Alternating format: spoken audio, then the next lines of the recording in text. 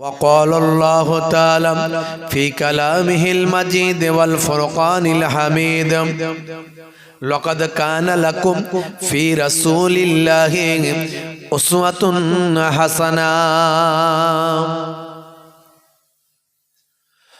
وقال الله تعالى أيضا في كتابه مخبرا أطيعوا الله وأطيعوا الرسول وأولي الأمر منكم فإن تنازعتم في شيء فردوه إلى الله والرسول.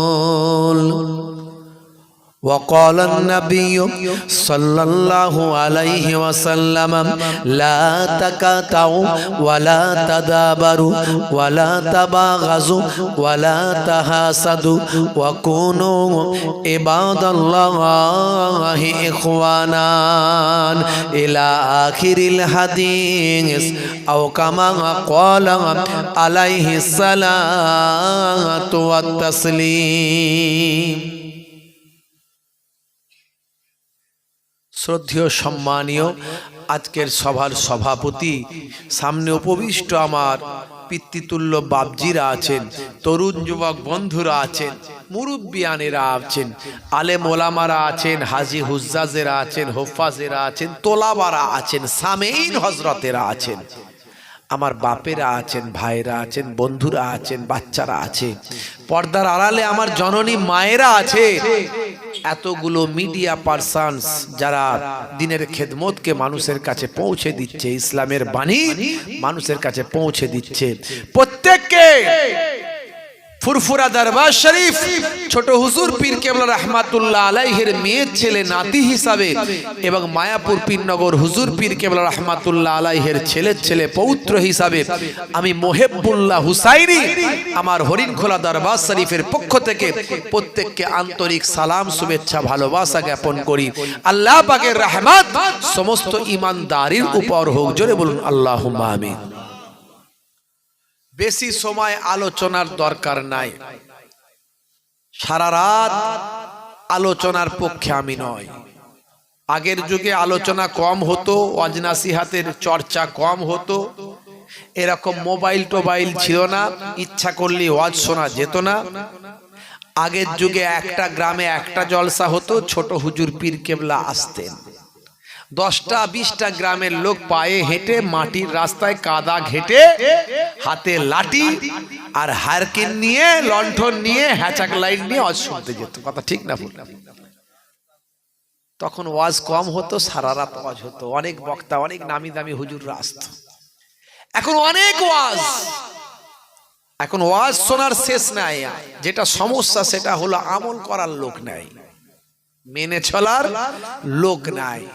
নামাজও পড়ছে, চিটিংবাজিও করছে, দাঁড়িয়েও রেখেছে, ধাপ্পাবাজিও করছে, নামাজ রোজা দিন ধর্ম করছে, মনে অহংকার, হিংসা, রিয়া, গাদ্দারি, ধোকাবাজি, জাবানের দ্বারায় লোকের মন জ্বালিয়ে দেয়, এমন কথা বলে মানুষের টেকা দায়ী করে দেয়, গীবত শেখায়, চগলখড়ি, ছেলেরা ঘরে সুদের কারবার করছে, বাপ নামাজ পড়ছে, মেয়ে বেপর্দা হয়ে ঘুরে বেড়াচ্ছে, বাপ আল্লাহওয়ালা হয়েছে।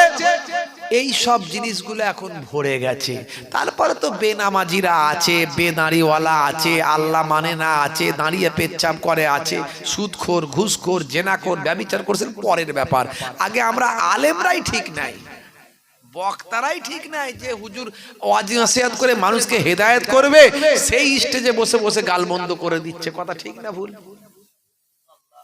আখেরি জামানা, গজব কি এমনি আসবে? দিন ছেড়ে দেবে মানুষ, আলেম হবে, এলেম উঠে যাবে, কোরআন থাকবে, হেদায়েত উঠে যাবে, মসজিদ থাকবে, নামাজি উঠে যাবে। বুঝতে পারছেন? এসব তো কিয়ামতের আলামত। এই যে যুদ্ধ চারিদিকে লেগেছে, দেখছেন না চলছে, এসব কিয়ামতের আলামত। বন্ধুরা আমার, কেতাবের মধ্যে দেখতে পাওয়া যায় কিছু কম বেশি 70টা আলামত আছে, ছোট বড় 70টা আলামত আছে কিয়ামতের। তার মধ্যে কিছু কম বেশি 66টা হয়ে গেছে, 4টে বাকি আছে। চারটে বাকি আছে, তার মধ্যে একটা হলো দাজ্জাল আসবে, আসা বাকি আছে। ঈসা নবী আসবেন, আশা বাকি আছে। ইমাম মাহাদি আসবেন, আশা বাকি আছে। পূর্ব দিক থেকে সূর্য উঠছে, পশ্চিম দিকে অস্ত যাচ্ছে, পশ্চিম দিক থেকে উঠবে, পূর্বে অস্ত যাবে, বাকি আছে।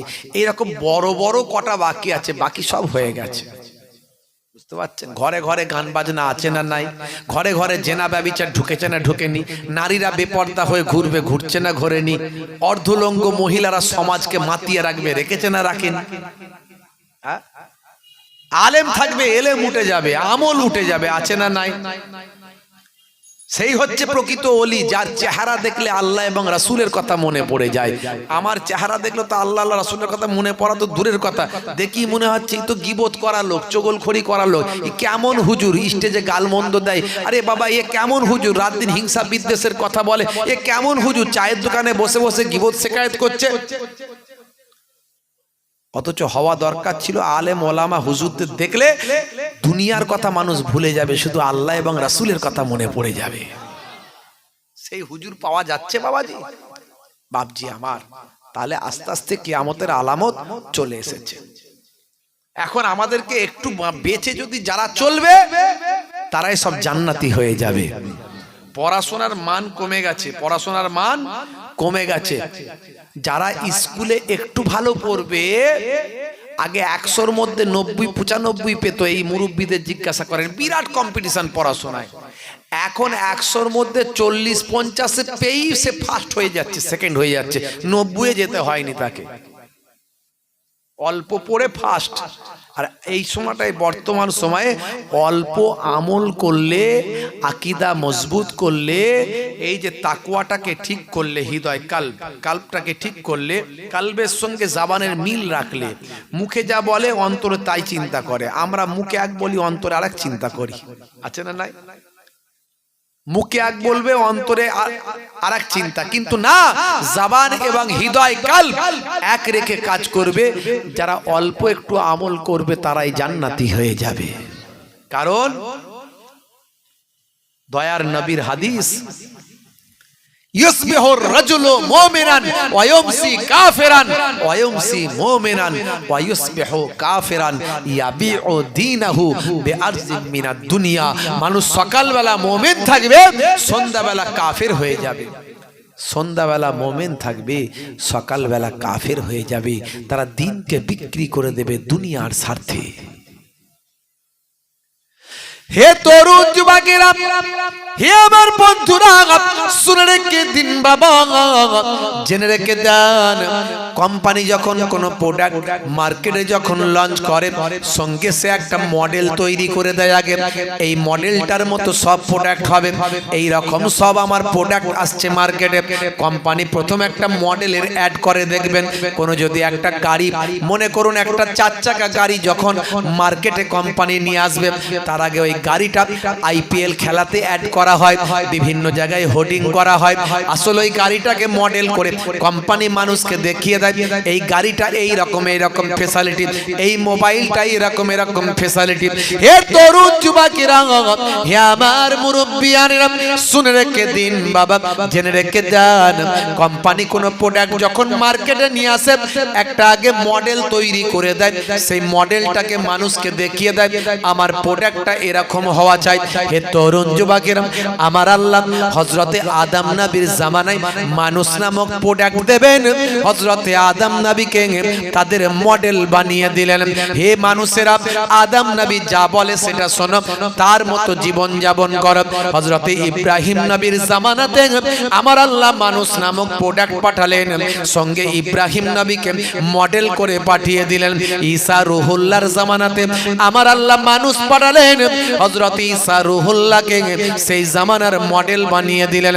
হে তরুণ যুবকেরা, হে আমার বন্ধুরা, শুনে রেখে দিন বাবা, জেনে রেখে দেন, হে মুসলমান একটুখানি লক্ষ্য করুন, হযরতে মুসা কালিমুল্লাহকে আমার আল্লাহ সেই জামানার মডেল বানালেন, হযরতে ইব্রাহিম খলিলুল্লাহকে সেই জামানার মডেল বানালেন, হযরতে দাউদ নবীকে সেই জামানার মডেল বানালেন, হযরতে সুলাইমান নবীকে সেই জামানার মডেল বানালেন। আর আখেরি জামানার পয়গম্বরের জামানা জামানাতে আমার আল্লাহ কোটি কোটি মানুষ পাঠালেন, আর আখিরি জামানার পয়গম্বরের এই মানুষ নামক প্রোডাক্টটিকে আমার আল্লাহ একটা মডেল দেখিয়ে দিলেন। সেই মডেলটা হলো আপনার আমার নবী রাহমাতুল লিল আলামিন। রাহমাতুল লিল আলামিনকে আমার আল্লাহ মডেল করে দিলেন। হে মানুষেরা, তোমাদের নবী যা বলে তাই শোনো, তোমাদের নবী যা বলে তাই শোনো। দয়ার নবী গো আমার ময়ার নবী গো, সব ছাড়িব কিন্তু তোমায় ছাড়তে পারি না। জোরে হবে না? আর জোরে হবে না? সব ছাড়িব কিন্তু তোমায় ছাড়তে পারি না, ছাড়িনি ছাড়ব না ছাড়তে পারি না, ছাড়িনি ছাড়ব না ছাড়তে পারি না, সব ছাড়িব কিন্তু তোমায় ছাড়তে পারি না। আল্লাহুম্মা সাল্লি আলা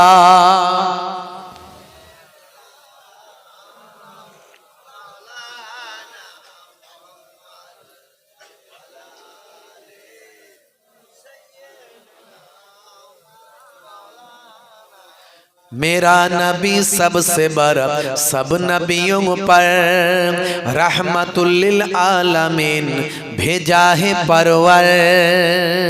जोरे हवे ना? जोरे हवे ना? मेरा नबी सबसे बड़ा सब नबियों पर रहमतुल लिल आलमीन भेजा है परवर। सब ছাড়িব কিন্তু তোমায় ছাড়তে পারি না। আল্লাহুম্মা সাল্লি আলা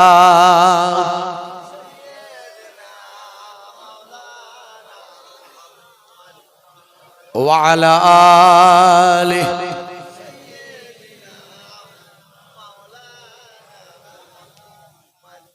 হে তরুণ যুবকেরা, হে আমার বন্ধুরা, শুনে রেখে দিন বাবা, জেনে রেখে দেন। তাহলে সেই নবীর আমল, সেই নবীর দেখানো রাস্তা আমল করতে হবে। আমার আল্লাহ তাই কোরআন মাজিদের মধ্যে জানিয়ে দেন, হে দুনিয়ার মানুষ শুনে রেখে দাও, হে দুনিয়ার মানুষ জেনে রেখে দাও, আমি তোমাদের কাছে একটা মডেল পাঠিয়েছি। সেই মডেলটা হলো আখিরি জামানার পয়গম্বর। শুনে রাখো আমি আল্লাহ কি বলছি, শুনে রাখো। আল্লাহর ভাষায় আল্লাহ জানিয়ে দিলেন, হে দুনিয়ার মানুষ লক্ষ্য করো, আমি আল্লাহ বলছি, লাকাদ কানা লাকুম ফি রাসূলিল্লাহি উসওয়াতুন হাসানা। হে দুনিয়ার মানুষ, তোমাদের জন্য তোমাদের নবীর মধ্যে আছে উত্তম আদর্শ। জোরে হবে না? জোরে হবে না? বন্ধুরা আমার, তরুণ যুবকেরা আমার, বিশ্ব নবীর আদর্শ আমার আল্লাহ বলছেন তোমাদের জন্য নবীর আদর্শ মানতে হবে, নবীর দেখানো পথ মানতে হবে। দয়ার নবীকে তোমাদের কাছে মডেল বানিয়েছি। আমার আল্লাহ জীবন্ত কোরআন করেছেন আমার নবীকে। হে তরুণ যুবকেরা, হে আমার বন্ধুরা, শুনে রেখে দিন বাবা, জেনে রেখে দিন বাবা। হে মুসলমান, একটুখানি লক্ষ্য করুন আমার নবীর আখলাকটা কেমন ছিল, কেমন আমার আল্লাহ তাকে মডেল বানিয়েছিলেন। 1450 বছর আগে বদরের যুদ্ধের সময় বিশ্ব নবীর শিষ্য ভক্ত ছিল 313টা দয়ার নবীর ভক্ত ছিল। আজকে মাত্র 1450 বছর কেটে গেছে। 1450 বছর পর নবী এমন আখলাক দেখিয়েছেন, এমন চরিত্র দেখিয়েছেন, বিশ্ব জয় করেছেন। আজকে তাই সারা পৃথিবীর বুকে কিছু কম বেশি প্রায় 200 কোটি মানুষ আমার দয়ার নবীর ভক্ত।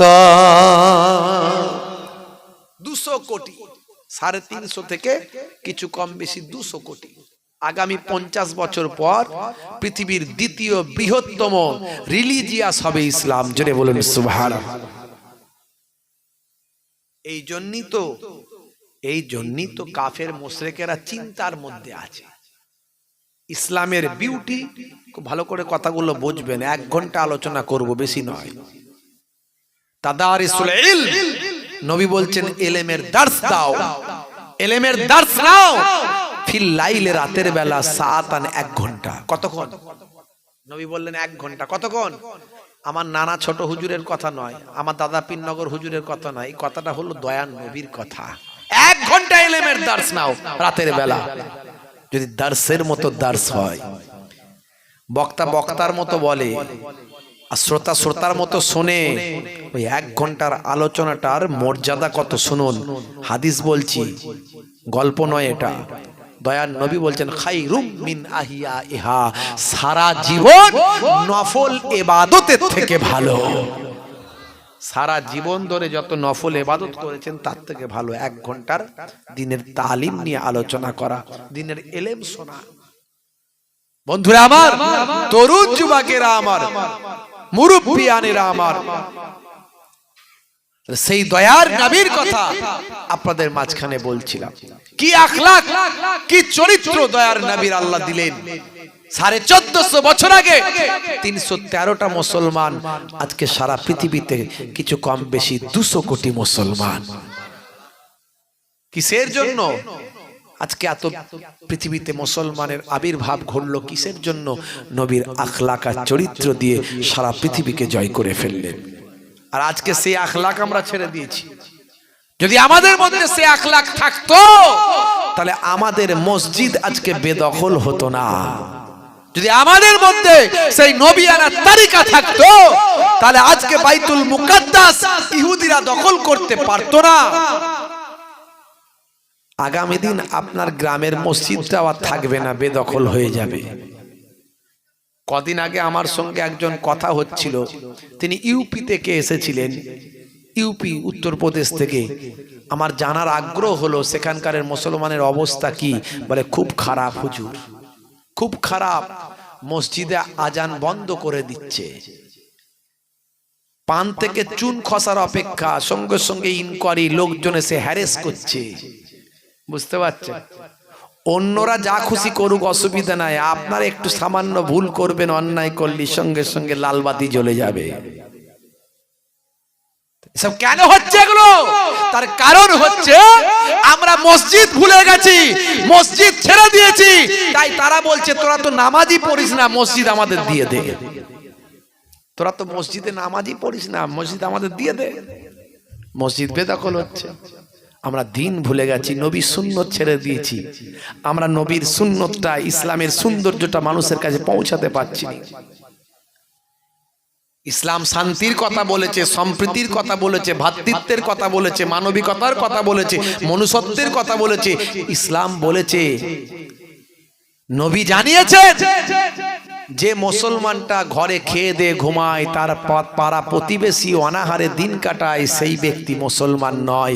এই সুন্দর কথা আমরা মানুষের কাছে পৌঁছাতে পারিনি। নবী মুসলমানের কথা শুধু বলেননি, তোমার প্রতিবেশী যদি হিন্দু হয়, খ্রিস্টান হয়, জৈন বৌদ্ধ হয়, সে যদি অনাহারে থাকে আর তুমি পেট ভরে খাবে, তুমি মুসলমান নও। নবী সুন্দর কথা বলেছে, লা ইয়ারহামুল্লাহু মান লা ইয়ারহামুন নাস। যে মনুষ্য জাতির উপর দয়া করে না, মহান আল্লাহ তার উপর দয়া করেন না। নবীর মুখ থেকে উচ্চারণ হয়েছে, নবী জানিয়ে দিয়েছেন আল্লাহর কথা। বন্ধুরা আমার, দয়ার নবী পরধর্মে সহিষ্ণুতার কথা বলেছেন, লাকুম দীনুকুম ওয়ালিয়া দীন বলেছেন, লা ইকরা ফিদ দীন বলেছেন। ধর্মে কোনো জবরদস্তি নাই, তুমি তোমার ধর্ম পালন করছো, আমি আমার করি। ধর্ম জোর করে হয় না, ভালোবাসার জিনিস। নবী জানিয়ে দিয়েছেন, এতিমের মাথায় হাত বুলিয়ে দাও, এতিমের মাথায় হাত বুলিয়ে দাও। যতগুলো চুল তোমার হাতের তালুতে লাগবে, ততগুলো সওয়াব আল্লাহ তোমার নামাজ আমলে দান করে দেবে। আমরা মানুষকে বলতে পারি না, বোঝাতে পারি না। নবী বলেছেন, বিমারি মানুষ, অসুস্থ মানুষ, তার দেখাশোনা করো, তাকে বিমার পুরসি করো, সে কেমন আছে জানো, সে শত্রু হোক মিত্র হোক, যাও। তোমার যাতায়াতের পথে এই যে তুমি বিমারি অসুস্থ মানুষকে দেখতে গেলে, তোমার যাতায়াতের পথে আল্লাহর মালাইকা ফারিস্তারা তোমার গুনাহ মাফির জন্য আমিন আমিন করে দোয়া চায়। এই সুন্দর কথাগুলো মানুষের কাছে পৌঁছাতে পারলাম না। ইসলামের বিউটি, ইসলামের সৌন্দর্যকে মানুষের কাছে ছড়াতে পারলাম না। তাই আমরা আজকে নামাজি নয়, বেনামাজি। আজকে আমাদের ঘরের ছেলেরা বেনামাজি, ওদেরকে বোঝাতে পারিনি আমরা, ওরা বেনামাজি, ওরা মসজিদে যায় না। তাই মসজিদ আজকে অন্যজনেরা বলছে নামাজ তো তোরা পড়িসনি, মসজিদে লোকই নাই তো মসজিদে আমাদের দিয়ে দে। বন্ধুরা আমার, তরুণ যুবকেরা আমার, মুরব্বিয়ানেরা আমার, হে তরুণ যুবকেরা, হে আমার বন্ধুরা, শুনে রেখে দিন বাবা, জেনে রেখে দেন, ইসলামের সৌন্দর্যটা আপনার কাছে একটু তুলে ধরার চেষ্টা করব নবীর আখলাক চরিত্রের মধ্যে দিয়ে। হে তরুণ যুবকেরা, একটুখানি শুনুন, দয়ার নবী আপনাকে আমাকে কি শিক্ষা দিলেন আর আমরা কিভাবে জীবন যাপন করছি। ভাইরা আমার, তরুণ যুবকেরা, বন্ধুরা আমার, আল্লাহর নবী কি আখলাক দেখালেন বাবা। ভাইরা আমার, নবীর আখলাক চরিত্রটা একটু বোঝার চেষ্টা করুন। আমি একটা ছোট্ট উপমার মধ্যে দিয়ে আপনাদের জানাবো দয়ার নবী কি আখলাক, কি চরিত্রের অধিকারী ছিলেন বাবা। সারা পৃথিবীর বুকে এই আখলাক চরিত্র দৃষ্টান্ত। ভাই আমার, এই আখলাক চরিত্রের বিরল ঘটনা বাবা। হে তরুণ যুবকেরা, আল্লাহর নবী ছোট্ট বয়স থেকে মক্কার মানুষেরা দয়ার নবীকে কিন্তু তারা ভালোবাসত, কারণ দয়ার নবী কখনো মিথ্যা কথা বলেন না, কারো মাল হরণ করেন না, কাউকে কটু কথা বলে হৃদয়ে প্রাণে ব্যথা দেন না। তার চরিত্র হলো উজ্জ্বল, তার চরিত্র হলো সবচেয়ে ভালো, তার মিষ্টি ব্যবহার, মুখের সদা উজ্জ্বল হাসি, সবাই মুগ্ধ হয়েছিল। কোন যুগ বাবা? এই যুগটা হলো আইয়ামে জাহিলিয়াতের যুগ, যে সময় একজন পুরুষ অসংখ্য নারীতে আসক্ত ছিল, একজন নারী অসংখ্য পুরুষে আসক্ত ছিল। এক একটা যুদ্ধ যখন লেগে যেত, যুদ্ধটা চলতো 40 বছর 50 বছর ধরে। এই রকম একটা মাইট ইজ রাইট, যোদ্ধার মূল লোকটা, এরকম একটা অন্ধকারাচ্ছন্ন সময়, যে সময় জীবন্ত কন্যা সন্তানের জন্ম হলে জীবন্ত কন্যা সন্তানকে মাটিতে গেঁড়ে দিত। এই রকম একটা কঠিন পরিস্থিতির মধ্যেও মক্কার মানুষেরা আমার নবী পাককে পৃথিবীর সেরা মানুষ, মক্কার সেরা মানুষ বলে ভূষিত করেছিল। তাহলে এর দ্বারা কি বুঝছেন? নবীর আখলাক চরিত্র বাচ্চা বেলা থেকে এত মধুর ছিল যে সেই যুগের মানুষ নবীকে আরবের সেরা মানুষ বলতো, আল আমিন উপাধি দিয়েছিল। দুশ্মনী অন্য জায়গায়, শত্রুতা অন্য জায়গায়। তারা 360টা খোদা মানতো, আল্লাহর নবী বললেন একটা খোদা। গন্ডগোলটা এখানে। কিন্তু ওভারঅল তারা ভালোবাসতো আমার নবীকে। হে তরুণ যুবকেরা, হে আমার বন্ধুরা, শুনে রেখে দিন বাবা, জেনে রেখে দেন, যে সময় মক্কার মানুষেরা দেখলো আল্লাহর নবীকে নিজেদের আয়াতে আনা গেল না। হে বাবা মুহাম্মদ, তুমি কি চাও বলো? তোমার এক খোদার ইবাদত বন্ধ করো, এক খোদার প্রচার বন্ধ করো।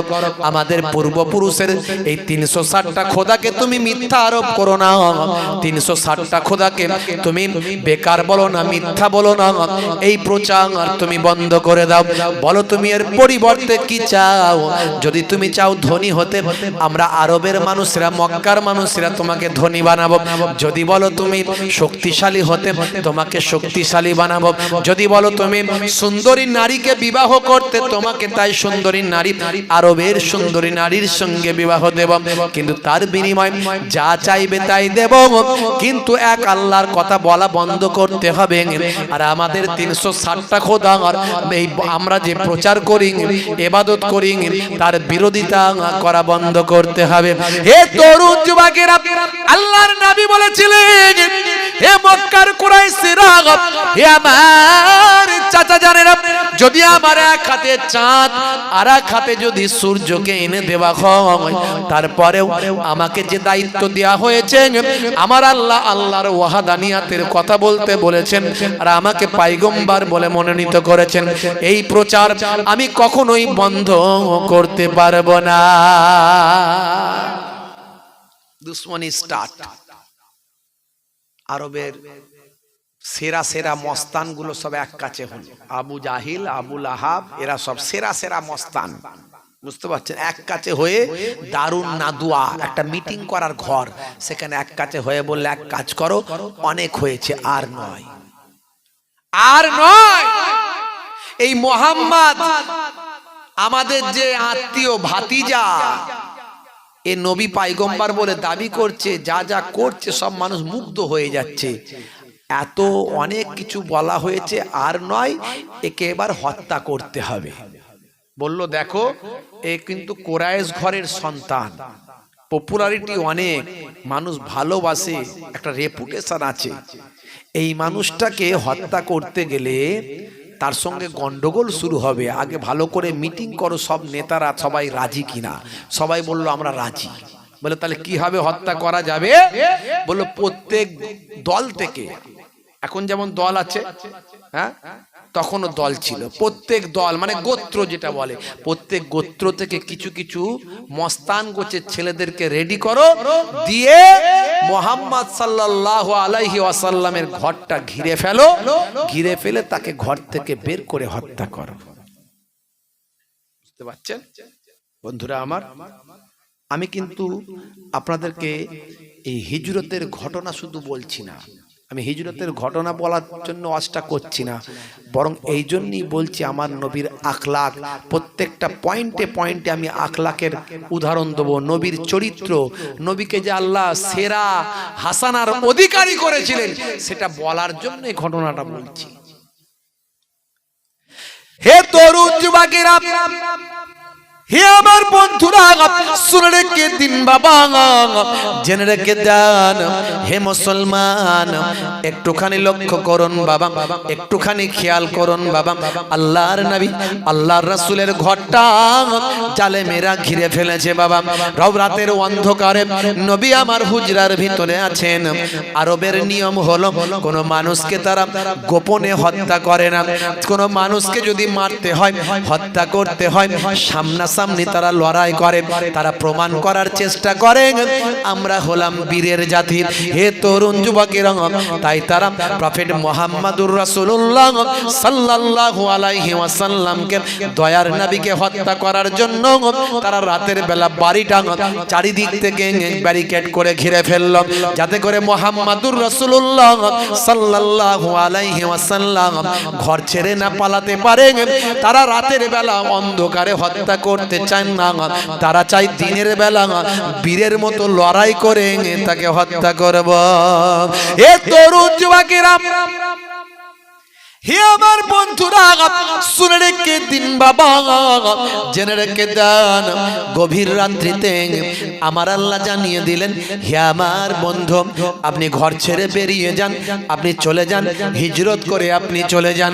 আমার নবীর উপর যখন অর্ডার এলো, দয়ার নবী দেখলেন মক্কার মানুষেরা আমাকে আজকে মেরে ফেলতে চায়, কিন্তু তারা আমাকে বিশ্বাস করেছে, তারা আমাকে সত্যবাদী বলে মেনেছে। এই সময়কার একজন বিশ্বাসী মানুষ হলে তারা আমাকে সেই বিশ্বাসী মানুষ মনে করেছে, তাই তো তারা আমার কাছে অনেক আমানত রেখেছে। অনেক গরিব মানুষ, অসহায় মানুষরা তারাও নিজেদের সম্পদ নষ্ট হওয়ার ভয়ে আমার কাছে রেখেছে। এখন আমি যদি রাতের অন্ধকারে পালিয়ে যাই, তাদের আমানতের খেয়ানত হবে। ভালো করে মনে রাখবেন, ভালো করে পয়েন্টটা লক্ষ্য রাখবেন। দয়ার নবীকে যারা হত্যা করতে চায়, তাদের আমানতের খেয়ানত যাতে না হয়, এই সময় দয়ার নবী আমার চিন্তা করতে লাগলেন। হে তরুণ যুবকেরা,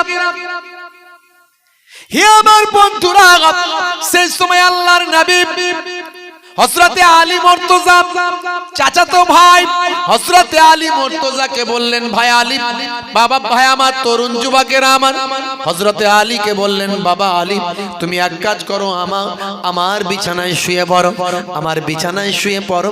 সকাল যখন হবে লোকেরা দেখতে পাবে আমি নাই আমার জায়গায় তুমি, যদি তোমাকে ছেড়ে দেবে ইনশাআল্লাহ।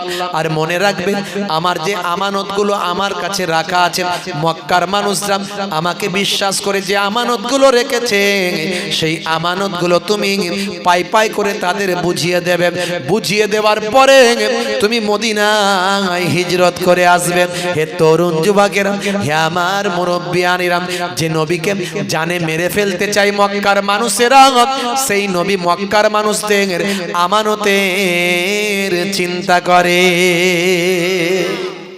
বন্ধুরা আমার, ভাবুন তো একটু, আমানতের খেয়ানত করলে কতটা গুনাহগার হতে হবে। আমানতের যারা খেয়ানত করে তারা হলো মুনাফিক, আয়াতুল মুনাফিকে সালাসাতুন, মুনাফিকের চিহ্ন নিদর্শন হলো তিনটে। এজা হাদ্দাসা কাযাবা, যখন কথা বলবে মিথ্যা বলবে। আপনি মিথ্যা বলেন? বলেন না তো, কোনোদিন বলেননি তো, তাহলে আমানতে এই মুনাফিকের নিদর্শন আপনার কাছে নাই। আর যদি বলেন বলি, তাহলে আজ থেকে বলা বন্ধ করুন, না হলে মুনাফিকের খাতাতে নামটা উঠে যেতে পারে। আছে বসিরহাটে, বলছে আমি শিয়ালদাতে। কেন রে ভাই? টাকা পাবে তাই তাকাদা করছে, তাই তাকে ঘোরানোর জন্য বলছে ভাই আমি কলকাতায় শিয়ালদাতে, কিন্তু আছে সে বসিরহাটে। কথায় কথায় মিথ্যা। আছে না নাই? হে তরুণ যুবকেরা, হে আমার বন্ধুরা, শুনে রেখে দিন বাবা, জেনে রেখে দেন, আল্লাহর নবী দো জাহানের বাদশা হাবিবুল্লাহ জনাবে মুহাম্মাদুর রাসূলুল্লাহ সাল্লাল্লাহু আলাইহি ওয়াসাল্লাম বলেন, ইজা হাদ্দাসা কাযাবা, যখন কথা বলবে মিথ্যা কথা বলবে, এটা হলো মুনাফিকের আলামত। ভাই আমার, দোস্ত আমার, ওয়াইজা ওয়াদা আখলাফা, আর যখন ওয়াদা করবে খেলাফ করবে। মিথ্যা কথা বলবে এক নাম্বার, ওয়াদা করবে খেলাফ করবে 2 নাম্বার। আমি আসবো তোমার সঙ্গে দেখা করছি ভাই 1 ঘন্টা পরে, আর এলো না। ভাই তুমি এখানে বসো, আমি কিন্তু ঘুরে আসবো, এলো না। ওয়াদা করলো তোমার অমুক দিন এটা দেবো, দিল না। বুঝতে পারছেন? হে তরুণ যুবকেরা, হে আমার বন্ধুরা, আল্লাহর নবী বলেন, ওয়াইজা উতুমিনা খানা, আর যে বান্দা আমানতের খেয়ানত করে, বিশ্বনবী আমার, দয়ার নবী আমার বলেন, এই 3টে হলো মুনাফিকের আলামত। হে মুসলমান, একটুখানি লক্ষ্য করুন, দয়ার নবীর জীবন যখন ভাই আমার হত্যা করার জন্য যখন দুশমনেরা রাজি, দুশমনেরা যখন নবীর ঘরটা ঘিরে ফেলেছে, নবীকে হত্যা করতে চাই, সেই সময়তেও নবী আমার শিক্ষা দিলেন, এই অবস্থাতেও আমি আমানতের খেয়ানত করি না। ভাবুন তো, কল্পনা করুন মুসলমান, একটু চিন্তা করুন, আমরা নবী নবী করি, নবীর আখলাক কোথায় আমাদের মধ্যে? হে তরুণ যুবকেরা, একটু ছোট্ট করে আপনাদের মাঝখানে বলবো, লম্বা চওড়া বেশি নয়।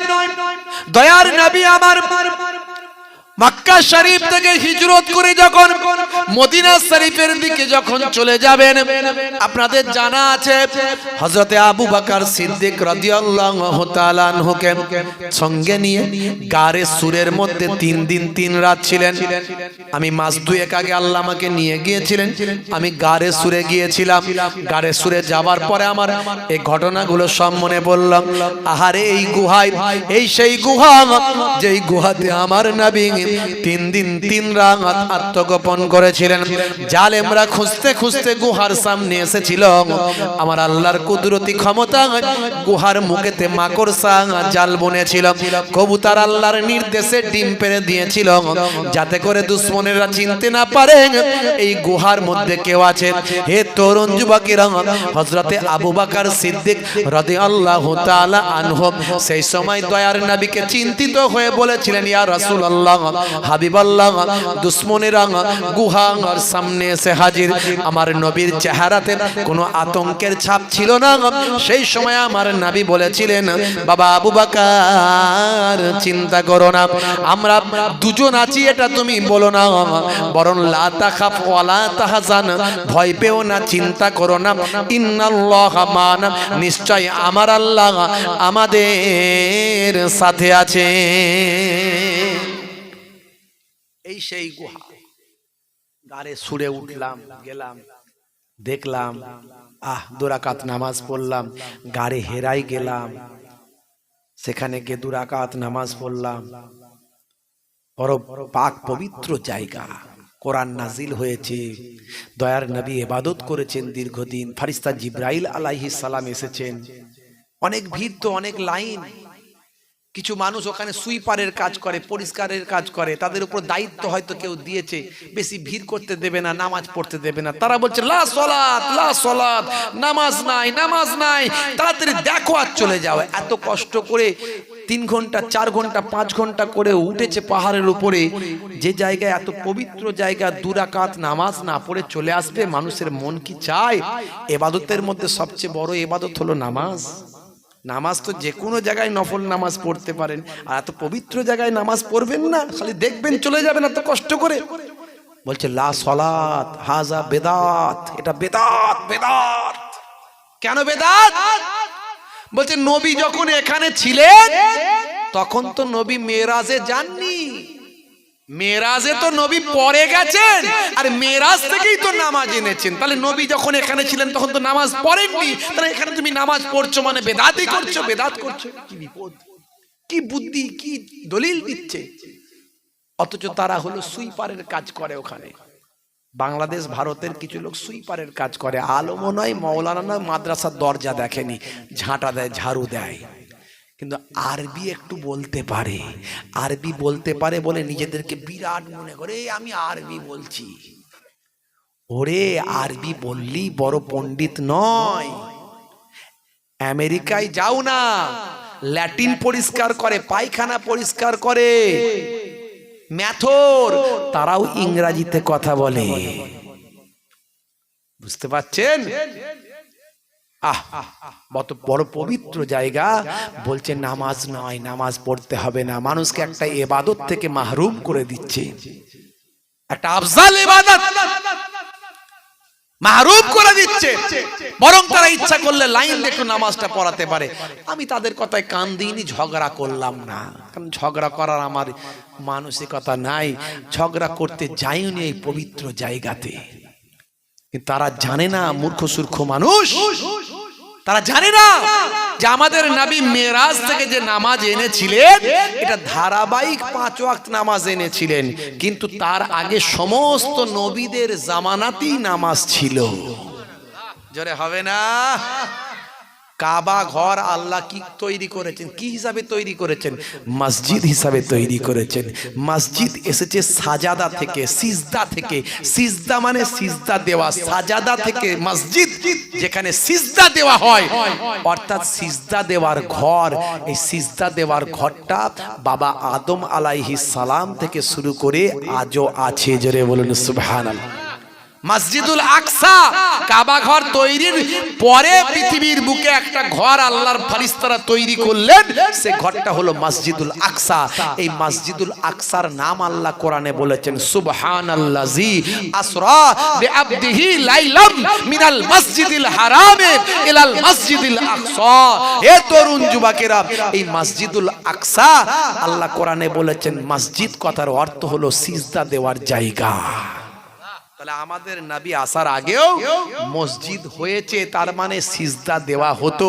শুধু তাই নয়, মুসা কালিমুল্লাহর জামানাতে 2 ওয়াক্তের নামাজ ছিল। সমস্ত নবীদের আমলে নামাজ এবং রোজা ছিল। কোরআন মাজিদে আল্লাহ বলেছেন ইয়া আইয়ুহাল্লাযীনা আমানু কুতিবা আলাইকুমুস সিয়াম কামা কুতিবা আলাল্লাযীনা মিন ক্বাবলিকুম লাআল্লাকুম তাত্তাকুন। হে ঈমানদার বিশ্বাসী বান্দারা, তোমাদের উপর রমজানের রোজা ফরজ করা হলো যেমন তোমাদের পূর্ববর্তীদের উপরেও ফরজ করা হয়েছিল। এর দ্বারাই বোঝা যায় রোজাও ছিল আগে, নামাজও ছিল। এরা বলে লা সলাত, নামাজ ছিল না। বলুন না নাউজুবিল্লাহ। হে তরুণ যুবকেরা, হে আমার বন্ধুরা, শুনে রেখে দিন বাবা, মুসলমানের ছেলে নামাজ ছেড়ে দিয়েছে বাবা। আজকে মুসলমানের ছেলে আজান যখন হয়, মুয়াজ্জিন যখন আজান দেয় হাইয়া আলাস সালাহ, মুসলমানের ছেলে বলে তাড়াতাড়ি মসজিদ তলা থেকে পালা। আবার যখন আজান দেয় হাইয়া আলাল ফালাহ, মুসলমানের ছেলে বলে তাড়াতাড়ি ক্যারাম খেলবো পালা। যদি মুয়াজ্জিন দেখতে পাই তাহলে হবে জ্বালা, ডাকবে এই কেলো নামাজ পড়বি, কোনো অসুবিধা হবে না, তাই তাড়াতাড়ি মসজিদ তলা থেকে পালা। মুয়াজ্জিন যদি ডাক দেয় তাহলে পড়বো জ্বালা। হে তরুণ যুবকেরা, মুসলমানের ছেলে তাই যখন বলে হাইয়া আলাস সালাহ, এরা বলে বাঁশবাগানে ফ্রি ফায়ার খেলবো পালা। হে তরুণ যুবকেরা, হে আমার বন্ধুরা শুনে রেখে দিন বাবা, বেনামাজি বান্দা যদি ইচ্ছাকৃতভাবে নামাজ ছেড়ে দেয় আমার আল্লাহ তার জন্য 14টা শাস্তি রেখে দিয়েছেন। কতগুলো শাস্তি জোরে বলেন? 14টা শাস্তি। মুসলমানের ছেলে নামাজ ছেড়ে দিয়েছে, খালি জুম্মার দিনে দায় 2 রাকাত ঠক মারে আর বেরিয়ে যায়। বলে হুজুর আমরা নামাজ কিন্তু পড়ি। কবে পড়ো? জুম্মার দিনে পড়ি 2 রাকাত, আর ঈদে পড়ি, বকরা ঈদে পড়ি, আমরা কিন্তু নামাজ পড়ি। বুঝতে পারছো? Tight fitting jeans, tight fitting গেঞ্জি, জুম্মার খুতবার পরে ইমাম সাহেব যেন নামাজের জন্য ইকামত দিচ্ছে, মুসলমানের লালটু পল্টু ঝন্টু মন্টুরা খেঁচে মাচা থেকে ফ্রি ফায়ার খেলতে খেলতে মোবাইলটা পকেটে ঢুকিয়ে খেঁচে দৌড় মেরে একটা জুতো শিয়ালদা একটা জুতো বর্ডার, বাংলাদেশ বর্ডার, হাকিমপুর বর্ডারে ফেলে দিয়ে মাল ছুটে গিয়ে মসজিদে উঠে এর ঘাড়ের উপর দিয়ে ওর মাথার উপর দিয়ে ডিঙিয়ে মোটামুটি ফাঁকা জায়গায় লাইনটা করে, জিন্সের স্কিন টাইট গেঞ্জি, স্কিন টাইট প্যান্ট, যেদিকে চাপ পড়ে সেদিকে বেড়ে যায়। যেই ইমাম সাহেব আল্লাহু আকবার দিয়ে রুকু, সবাই যাওয়ার আগে ও আগে রুকু। বুঝতে পারছো? যেই রুকুতে গেল গেঞ্জি ওপর দিকে উঠে গেল, প্যান্ট নিচের দিকে নেমে গেল, শিয়ালদার বর্ডার দেখা গেল। বুঝতে পারছো? পরের নামাজিরা চিন্তা করছে হায় রে হায় আমার নামাজটা হলো তো। মুসলমান নামাজের সময় হলে বলে কাজ আছে, কাজকে বলে না নামাজ আছে। নামাজের সময় হলে বলে কাজ আছে। বুঝতে পারছো? মানুষ সৃষ্টি করেছেন আল্লাহ, সংবিধান দিয়েছেন আল্লাহ। আমি বলছিলাম তাই নামাজ আল্লাহর পক্ষ থেকে এসেছে। নামাজ শরীরের জন্য ভীষণ উপকার। বড় বড় পণ্ডিতেরা নামাজ নিয়ে গবেষণা করে বলছে নামাজের থেকে ভালো ব্যায়াম আর কিছু হতে পারে না। কিন্তু আমরা যদি ব্যায়াম মনে করে নামাজ পড়ি, কোনো ইবাদত কাজে লাগবে না, কোনো সওয়াব হবে না। নবী যা শিখিয়েছেন, আল্লাহ যা বলেছেন, সবের মধ্যে বিজ্ঞান আর বাস্তবতা আছে। আমি অনেক উদাহরণ দিয়েছি যে মুখের দাড়িটা যে রাখার কথা বলি, আজকে বিরাট কোহলি দাড়ি রেখেছে, হরভজন সিং দাড়ি রেখেছে, লিওনেল মেসি দাড়ি রেখেছে। আমার নবী নামাজের জন্য নিজের কত তাকলিফ করেছেন। নামাজ প্রতিষ্ঠা করার জন্যই তো নবীকে লড়াই করতে হয়েছে বাধ্য হয়ে। নামাজ কায়েম করার জন্যই তো কুফারেরা আমার নবীর সাহাবাদের শহীদ করে দিয়েছে। সেই নামাজ ইন্তেকালের সময় দয়ার নবী আমার বললেন আস-সালাত আস-সালাত, হে আমার উম্মতেরা নামাজ নামাজ নামাজ। নামাজের মধ্যে বিজ্ঞান, ব্যায়াম, দাড়ির মধ্যে সায়েন্স। অস্ট্রেলিয়ার ব্রিসবেনে গবেষণা হলো দাড়ি নিয়ে, তারা দাড়ি নিয়ে গবেষণা করলো। অস্ট্রেলিয়ার ব্রিসবেনে ইউনিভার্সিটি অফ কুইন্সল্যান্ডে গবেষণা করে তারা বলল সূর্য থেকে অতি বেগুনি যে রশ্মি আসে, এই রশ্মিটা মানুষের শরীরে স্কিনে ব্যাড ইফেক্ট তৈরি করে, ক্ষতি করে। এটা আমাদের মুখের জন্য ক্ষতি করে। যাদের মুখে দাড়ি আছে, সূর্যের অতি বেগুনি রশ্মিকে আল্লাহ কুদরতি ক্ষমতা এমন দিয়েছেন, দাড়ির যার দ্বারায় মুখকে অন্তত তারা হেফাজত করে দেয়। এটা আমি বলছি না, সায়েন্স বলছে। কত বলবো, অসংখ্য উদাহরণের আগে দিয়েছি আমি। হে তরুণ যুবকেরা, হে আমার বন্ধুরা, শুনে রেখে দিন বাবা, নামাজ ছেড়ে দেবেন না বাবা। বেনামাজি ইচ্ছাকৃত ভাবে যে বান্দা নামাজ ছেড়ে দেয়, আমার আল্লাহ তার জন্য 14টা শাস্তি মুআয়্যান করেছেন। কতগুলো শাস্তি? 14টা শাস্তি মুআয়্যান করেছেন। দুনিয়াতে হবে 5টা শাস্তি, মৃত্যুর সময় হবে 3টে শাস্তি, কবরে গেলে হবে 3টে শাস্তি, আর কিয়ামতের দিনে হবে 3টে শাস্তি। দুনিয়ার জমিনে যে 5টা শাস্তি হবে একটুখানি শুনে রেখে দেন। হে তরুণ যুবকেরা, একটু জেনে রেখে দেন। 1 নাম্বার হলো বেনামাজি বান্দার চেহারার মধ্যে কোনো নেককারের জ্যোতি থাকবে না, অর্থাৎ চেহারা দেখলে মনে হবে না মানুষটা ভালো মানুষ। কারণ চেহারাটা হলো, পণ্ডিতেরা বলছে মুখমণ্ডল হলো দর্পণ। এই জন্য ইংরেজিতে একটা কথা বলে face is the mirror of mind. হে তরুণ যুবকেরা, হে আমার বন্ধুরা, মুখ দেখলে বোঝা যায় লোকটা ভালো না মন্দ, মুখে তার ফুটে ওঠে। যারা সাইকোলজি নিয়ে রিসার্চ করে, যারা সাইকোলজিক্যাল ভাবে যাদের মধ্যে নলেজ আছে, তারা মানুষের মুখ দেখলে বুঝতে পারে এই মানুষটার মতিগতি কেমন, মানুষটা কি করতে চায়, কি বলতে চায়, তারা বুঝতে পারে। তাই নেককারের জ্যোতি থাকবে না, বেনামাজি বান্দার চেহারাতে কোনো নেককারের জ্যোতি থাকবে না। এটা হলো 1 নাম্বার। 2 নাম্বার হলো বেনামাজের রুজি রুটিতে ইনকামে কোনো বরকত থাকবে না। ভাই আমার ঘন ঘন শুধু বলবে হাই হাই ইনকাম হচ্ছে না, হাই হাই পয়সা নাই, এত টাকা ইনকাম করি কিন্তু দেখতে পাই না কোনটা দিয়ে ইনকাম করি, কোনটা দিয়ে খরচ হয়, কোনো আয় বরকত আমার হয় না। হুজুর এসেছে, ফুরফুরা ছোট হুজুরের নাতি এসেছে, হুজুর একটা তাবিজ লিখে দেন, তাবিজ দেন হুজুর বরকতের জন্য। যদি আমার মধ্যে সেই সেন্স থাকে আমি তাহলে জিজ্ঞাসা করব, বাবু নামাজ পড়ো? হুজুর নামাজ পড়ি তো জুম্মার দিনে। তো জুম্মার দিন একদিন আল্লাহকে ডাকো, একদিন তোমার রুজিতে আল্লাহ বরকত দেবে, বাকি সপ্তাহে আর হবে না। মেনে নেবে? নামাজ না পড়লে বরকত নাই। হে তরুণ যুবকেরা, হে আমার তরুণ বন্ধুরা, শুনে রেখে দিন বাবা, জেনে রেখে দেন, এটা হলো 2 নাম্বার শাস্তি।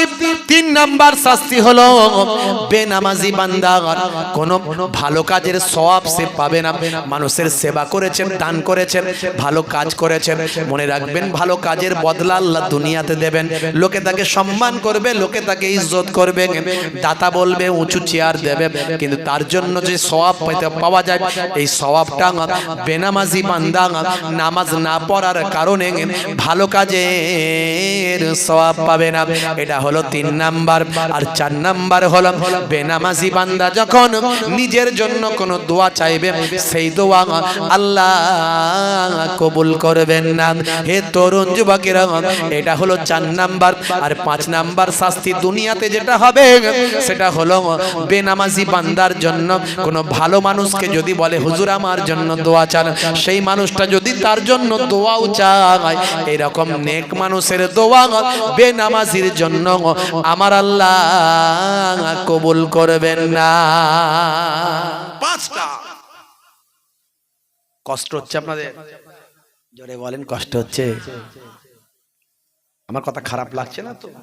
ভাবছি আমার নানা যান ছোট হুজুর পীর কেবলা রহমাতুল্লাহ আলাইহি বলতেন, বাবা কি দিয়ে বোঝাবো, ঝোড়া আর কোদাল দিয়ে বোঝাও বাবা, কি দিয়ে বোঝাও বলো। কত কষ্ট তারা করেছেন তখনকার যুগে। এখন তো আমরা বড় গাড়ি নিয়ে ইজ্জতের সঙ্গে ঘুরে বেড়াই, বুঝতে পারছেন? তখন তারা কত কষ্ট করে বাগান সাজিয়েছেন, আমরা পানি দিতে পাচ্ছি না। আহলে সুন্নাহ ওয়াল জামাতের আলেম বলে দাবি করি, ফুরফুরা শরীফের ভক্ত মুরিদ ভালোবাসার মানুষ, নাতি পোতা পীরজাদা পীর সাহেব বলে দাবি করি, আর স্টেজে বসে বসে এর খারাপ, ও খারাপ, সে খারাপ, গালমন্দ, অকথ্য ভাষা, বাজে কথা বলি, সমাজটাকে ধ্বংস করে দিচ্ছি। রাগ করবেন না বাপ, বড় দুঃখের সঙ্গে কথাগুলো বলছি।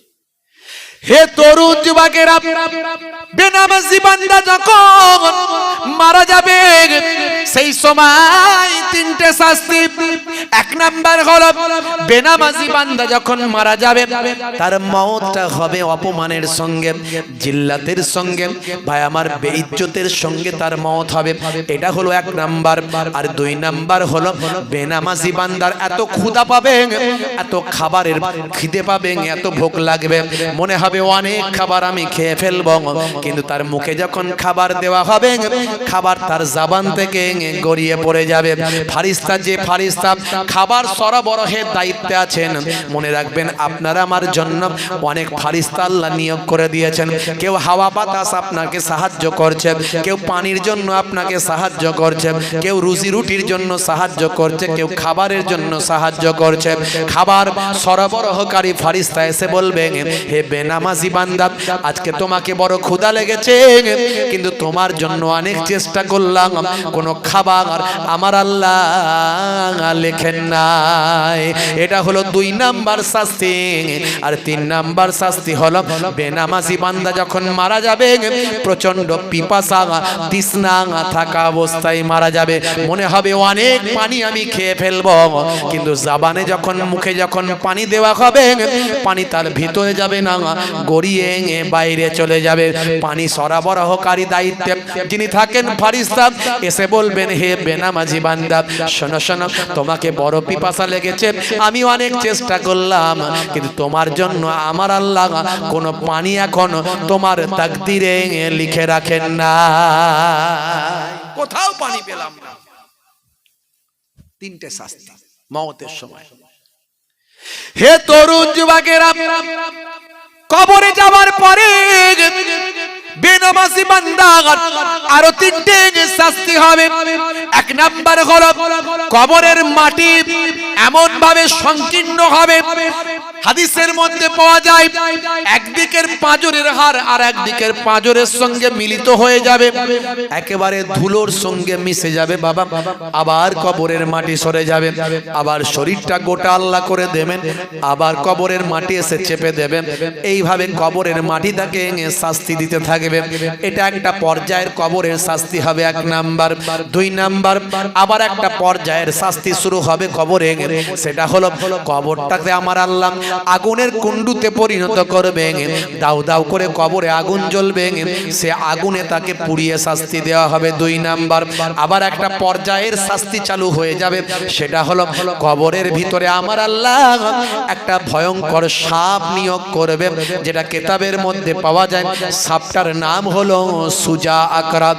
এই ভয়ঙ্কর সাপ, যে সাপটা দুনিয়ার জমিনে একবার নিঃশ্বাস ফেললে কিয়ামত পর্যন্ত সেখানে ঘাস আর জন্ম হতো না। এই 3টে শাস্তি কবরে তার হতে থাকবে। বন্ধুরা আমার, তরুণ যুবকেরা আমার, চিন্তা করছেন নামাজ পড়ি না, মরতে তো হবে বাপ। হে তরুণ যুবকেরা, কিয়ামতের দিনে আরো 3টে শাস্তি হবে। সেটা হলো 1 নাম্বার, যেটা বড় শাস্তি, আমার আল্লাহ ওই বেনামাজির চেহারার দিকে রহমতের দৃষ্টিতে তাকাবেন না। সমস্ত হাসরবাসীদের দিকে আমার আল্লাহ রহমতের দৃষ্টিতে তাকাবেন, কিন্তু বেনামাজি বান্দার দিকে আমার আল্লাহ রহমতের দৃষ্টিতে তাকাবেন না। এটা হলো 1 নাম্বার। আর 2 নাম্বার হলো বেনামাজি বান্দা ভাইরা আমার, তরুণ যুবকেরা, তার আমল নামাটা ডান হাতে দেওয়া হবে না, পেছন দিক থেকে বাম হাতে অপমানের সঙ্গে বদ আমল নামাটা দিয়ে দেওয়া হবে, পেছন দিক থেকে দেওয়া হবে। 2 নাম্বার। 3 নাম্বার হলো বেনামাজিকে অপমানের সঙ্গে জিল্লাতের সঙ্গে আল্লাহর ফারিস্তারা হাসরবাসীদের সামনে টানতে টানতে জাহান্নামের আগুনে নিক্ষেপ করে দেবে। এটা হলো 3 নাম্বার চূড়ান্ত শাস্তি হয়ে যাবে। হে তরুণ যুবকেরা, তাই বলবো আজ থেকে প্রতিজ্ঞা করুন, আজকের এই মাহফিল থেকে মনে মনে প্রতিজ্ঞা করুন, নামাজ কাজা হলে কাজা পড়ব, তবুও 5 ওয়াক্ত নামাজ ছাড়ব না, নামাজ ছেড়ে দেবেন না। বন্ধুরা আমার, তরুণ যুবকেরা আমার, মুসলমানের ছেলে নামাজকে বলে কাজ আছে। হুজুর ফজরের সময় কোনটা দিয়ে যে চলে যায়, আজান কোনটা দিয়ে হয় আর পালায়, কিছু বুঝতেই পারি না। হুজুর নামাজ পড়া হয় না, ফজরের সময় বুঝতেই পারি না। আর জোহরের সময় হুজুর কাজ করব না নামাজ পড়ব, বলুন কাজ করব না নামাজ পড়ব। আসর আর মাগরিব সারাদিন খাটাখাটনি করা শরীর, হুজুর বুঝতেই তো পাচ্ছেন। বিকালবেলা একটু রিল্যাক্স না করলে হয়, একটু ক্যারাম খেলি, একটু তাস খেলি, একটু চায়ের দোকানে বসে গল্প করি, দেখবেন গোল করে 25-30 জন লোক বসে গেছে। কি হচ্ছে? বলে তাস খেলছে। হুজুর জানেন না, আবার জুয়া খেলছে ওর মধ্যে। সে কি রে ভাই? বলে হ্যাঁ, মুসলমানের ছেলে নামাজ ছেড়ে দিয়ে হুজুর একটু ফ্রি হচ্ছি, ফ্রি, একটু সারাদিন খাটাখাটনি করে ফ্রি হচ্ছে, রিল্যাক্স। আর এসার সময় এসার সময় হুজুর বুঝতেই তো পাচ্ছেন খাটাখাটনি করা শরীর তো, যেই মগরিবের পরে ঘরে ঢুকলাম অমনি ভোগ লেগে গেল, ক্ষুধা লেগে গেল, খেলাম যেই বিছানা ডাকছে, বলে তাড়াতাড়ি আয় একটু খেদমত করি ভাই, তাড়াতাড়ি ঘুমাবি আয়, কোনো অসুবিধা নাই, আমি তোর চাস্তো ভাই, তাড়াতাড়ি আয়। তাড়াতাড়ি বিছানায় ডেকে কি আরামে ঘুম পাড়িয়ে দেয়, কোনটা দিয়ে যে নামাজ যায় কিছু বুঝতেই পারি না। অথচ আল্লাহর পক্ষ থেকে মুয়াজ্জিন বারবার তোমাকে ডেকেছিল, কি বলেছিল? মুয়াজ্জিন কি বলেছিল? হাইয়া আলাস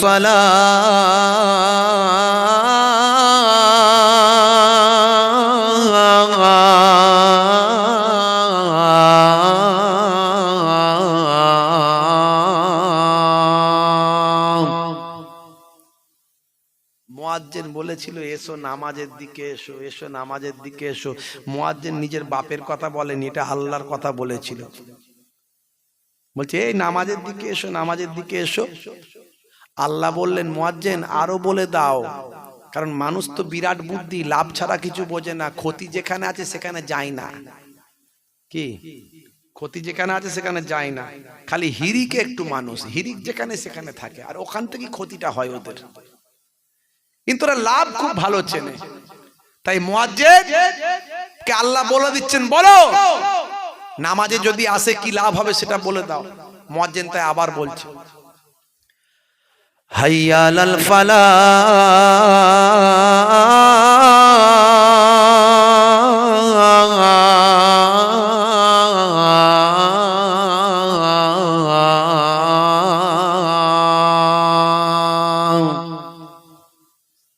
এসো নামাজের দিকে যদি আসো আমি আল্লাহ বলছি তোমাদের কামিয়াবি দান করে দেব। এসো কামিয়াবের দিকে এসো, নামাজের দিকে এসো, এসো কামিয়াবির দিকে এসো।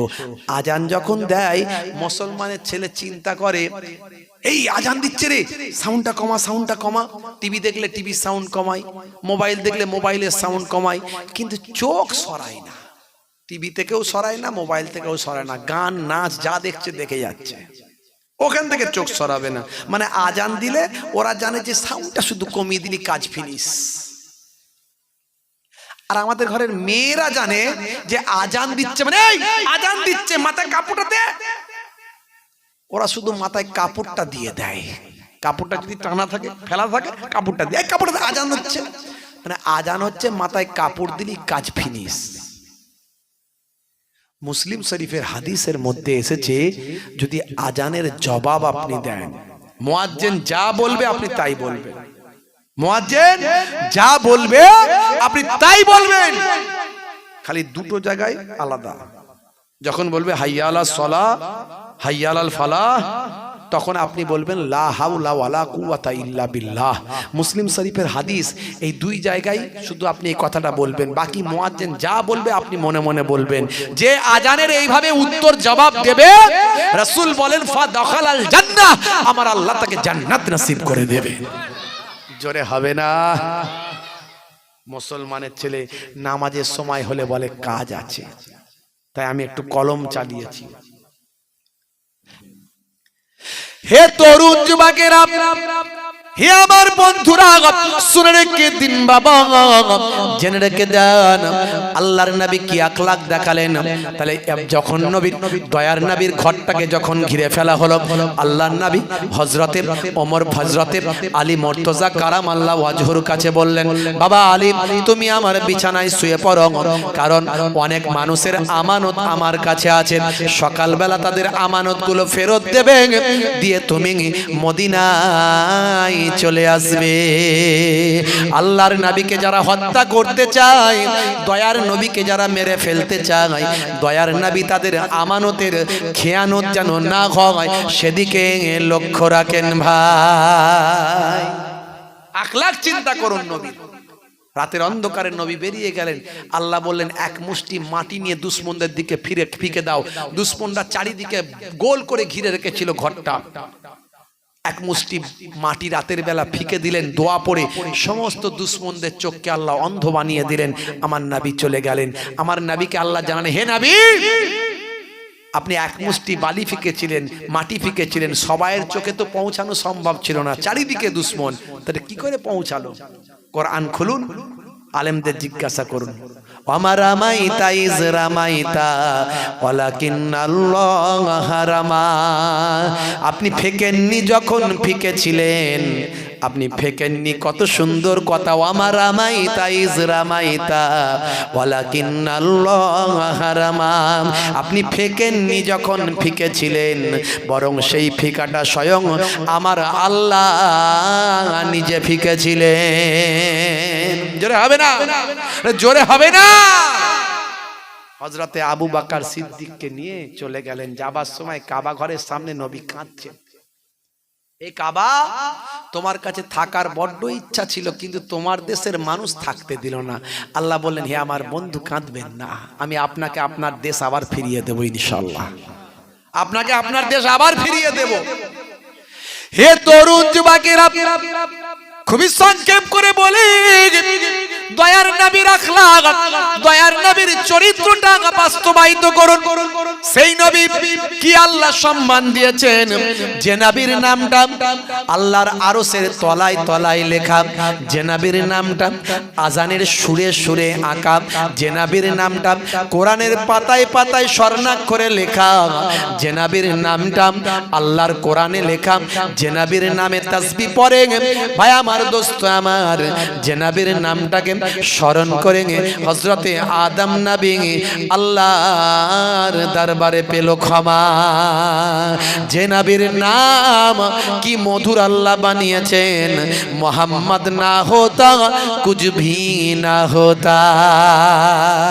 মোহাম্মদ সাল্লাল্লাহু আলাইহি ওয়াসাল্লাম আমার আল্লাহ কি দরজা দিয়েছেন, নবীকে এত ভালোবাসেন সাহাবারা, নবীকে পশু পাখিরা ভালোবাসেন। এ তরুণ যুবকেরা, হে আমার বন্ধুরা, আল্লাহর নবী ওয়াজ করছেন, এমন সময় একজন অমুসলিম ইহুদি একটা ভাইরা আমার তরুণ যুবকের একটা কচ্ছপ ভাই আমার একটা গোসাপ নিয়ে যাচ্ছে, গোসাপ নিয়ে যখন যেতে যেতে দেখে নবী ওয়াজ করছেন, আলোচনা করছেন। হে তরুণ যুবকেরা, হে আমার বন্ধুরা, গোসাপটা কাঁধে করে নিয়ে যাচ্ছিল, দাঁড়িয়ে গেল। সেই সময় বলল, বাবা মোহাম্মদ, বাবা মোহাম্মদ, তুমি তো বিরাট বড় জাদুকর আমি বলে শুনেছি, কিন্তু আমি এখন দেখলাম তোমার ভক্তরা তোমাকে কত মানে, কিন্তু আমি তোমাকে মানতে পারবো না। যদি আমার গোসাপটা তোমাকে মেনে না তাহলে আমি তোমাকে নবী বলে মেনে নেব। আল্লাহর নবী বললেন, হে গোসাপ, তুমি কি আমাকে চেনো না? বলার সঙ্গে সঙ্গে গোসাপের জবানটা খুলে গেল। আল্লাহর কুদরতি ক্ষমতা, গোসাপ বলতে লাগলো, আশহাদু আন্না মুহাম্মাদান আবদুহু ওয়া রাসূলুহু। জোরে হবে না? বন্ধুরা আমার, তরুণ যুবকেরা আমার, দয়ার নবী রাস্তা দিয়ে যায়, এক টুকরো মেঘ ছায়া করে করে যায়, দয়ার নবী রাস্তা দিয়ে চলে যায়, জমিনের নোংরা গুলো সব মাটির তলায় ফেটে ঢুকে যায়। আল্লাহর নবী আগুনের ইশারা করে দেয়, ডোবা সূর্যটা আবার আসরের জায়গায় পৌঁছে যায়। আল্লাহর নবী চাঁদের দিকে আগুলটা ইশারা করে দেয়, চাঁদটা আল্লাহর কুদরতি ক্ষমতায় দুটুকরো হয়ে সরে যায়। সেই নবী যখন ঘামটা পেয়ালায় পাত্রে দিয়ে দেয়, সেই পাত্রে ঘামটা তখন মুশকে আম্বারের খুশবু হয়ে যায়। কি ক্ষমতা, কি দরজা, কি মর্তবা আমার নবীকে আল্লাহ দিলেন, সমস্ত নবীদের ইমাম বানিয়ে দিলেন। অথচ সেই নবীকে এক ধরনের আহলে খবিস আছে, তারা বলে নবী আমাদের মতো মানুষ। বলুন না নাউজুবিল্লাহ। নবী মরে গেছে শেষ, জোরে বলুন নাউজুবিল্লাহ। শুধু তাই নয়, এরা এতটা বিয়াদবি করছে, করতে করতে এরা হযরতে ওমর ফারুককে বলে বেদাতি, হযরতে ওসমান জিন্নুরাইনকে বলছে বেদাতি, ওলি আউলিয়াদের বলছে তারা সব মুশরিক হয়ে গেছে। খাজা গরিব নওয়াজের বিরুদ্ধে বলে, বাইজিদ বোস্তামি রাহমাতুল্লাহ আলাইহি বলছে বড় মুশরিক। বলুন নাউজুবিল্লাহ। এরা হলো আহলে খবিস, একটা দল। এইদিকে ডান দিক মাদিক জায়গা আছে, চলে আসেন, একটু বসেন, দু চার কথা আলোচনা। মানুষকে টানা হিজড়া করে লাভ নেই। কেন ঠেলাঠেলি করছো? জায়গা তো এদিকে আছে, যার বসার ইচ্ছে এদিকে বসবে, মানুষকে ঠেলাঠেলি করে লাভ নাই। একবার দরুদ শরীফ আল্লাহুম্মা সাল্লি আলা।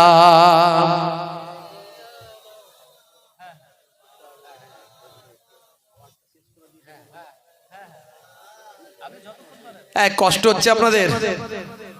কাদের কাদের কষ্ট হচ্ছে হাত তুলে দেখান তো দেখি।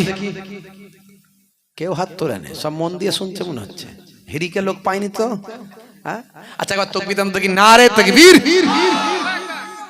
গোস খান তো নাকি? চর্বিওয়ালা না চর্বি ছাড়া?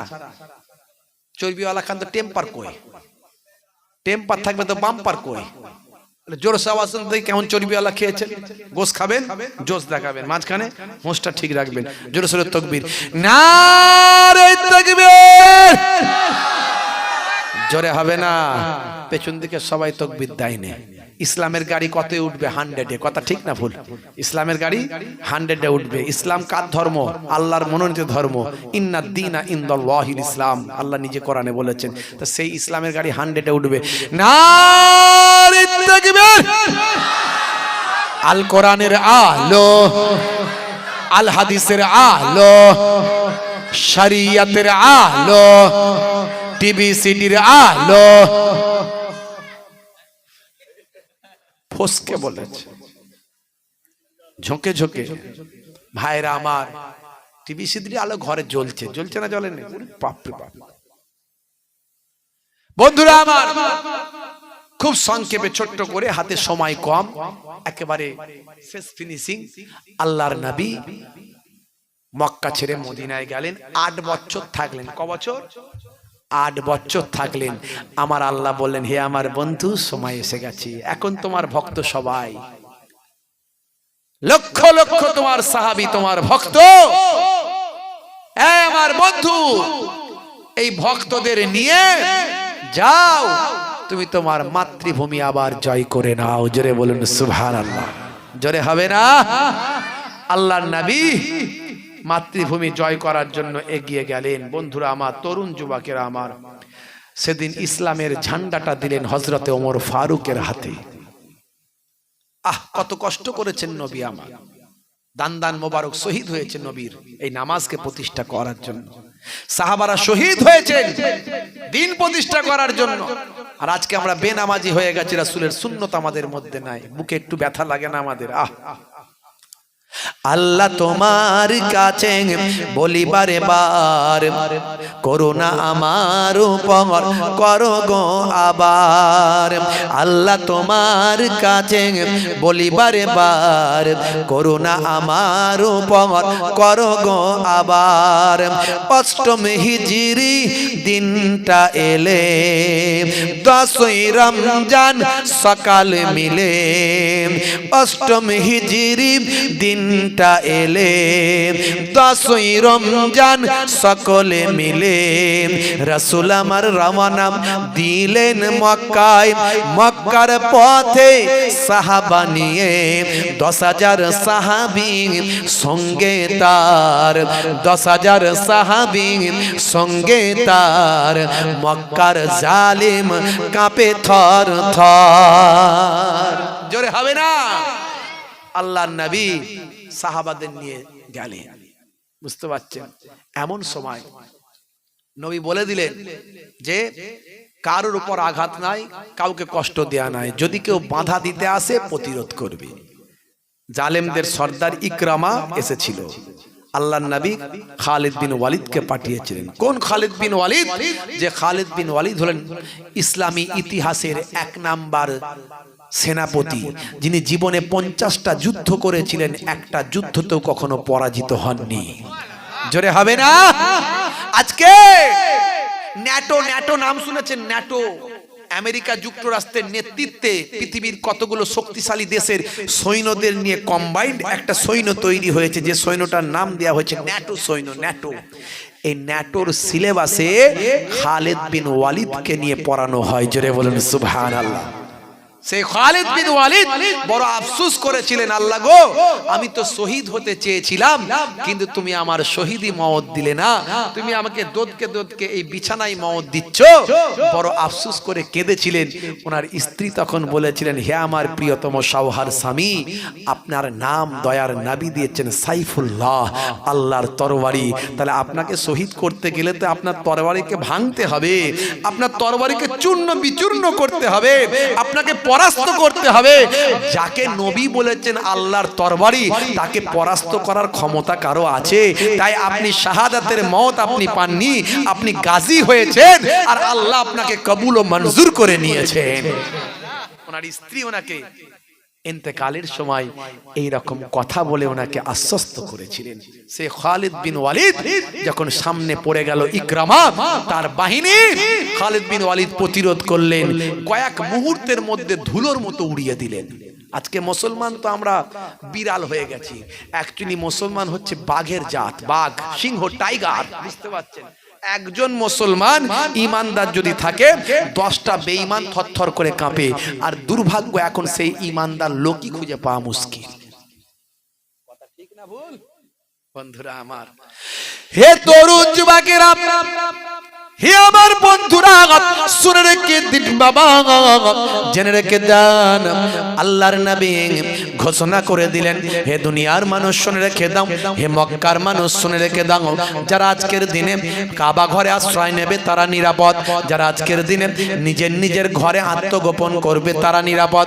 যারা আজকে আবু সুফিয়ানের মতো নেতা সেই সময় ঈমান কবুল করেছিলেন, মক্কা বিজয়ের সময়, ফাতে মক্কার সময় আবু সুফিয়ানের মতো মানুষ এসে আল্লাহর নবীর কাছে মক্কার কুফফারদের সরদার এসে জড়সড় হয়ে ঈমান কবুল করেছিলেন। আল্লাহর নবী তাই নেতাকে সম্মান দিলেন, দিয়ে বললেন, যারা আবু সুফিয়ানের ঘরে আশ্রয় নেবে তারা আজকের দিনে নিরাপদ, যারা আজকে তলোয়ার ওঠাবে তাদের সঙ্গে মোকাবেলা হবে, প্রতিরোধমূলক যুদ্ধ হবে।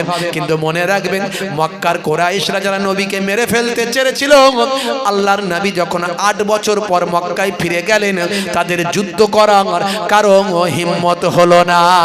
বিনা যুদ্ধে আমার আল্লাহ মাতৃভূমি জয় করালে। হে তরুণ যুবকেরা,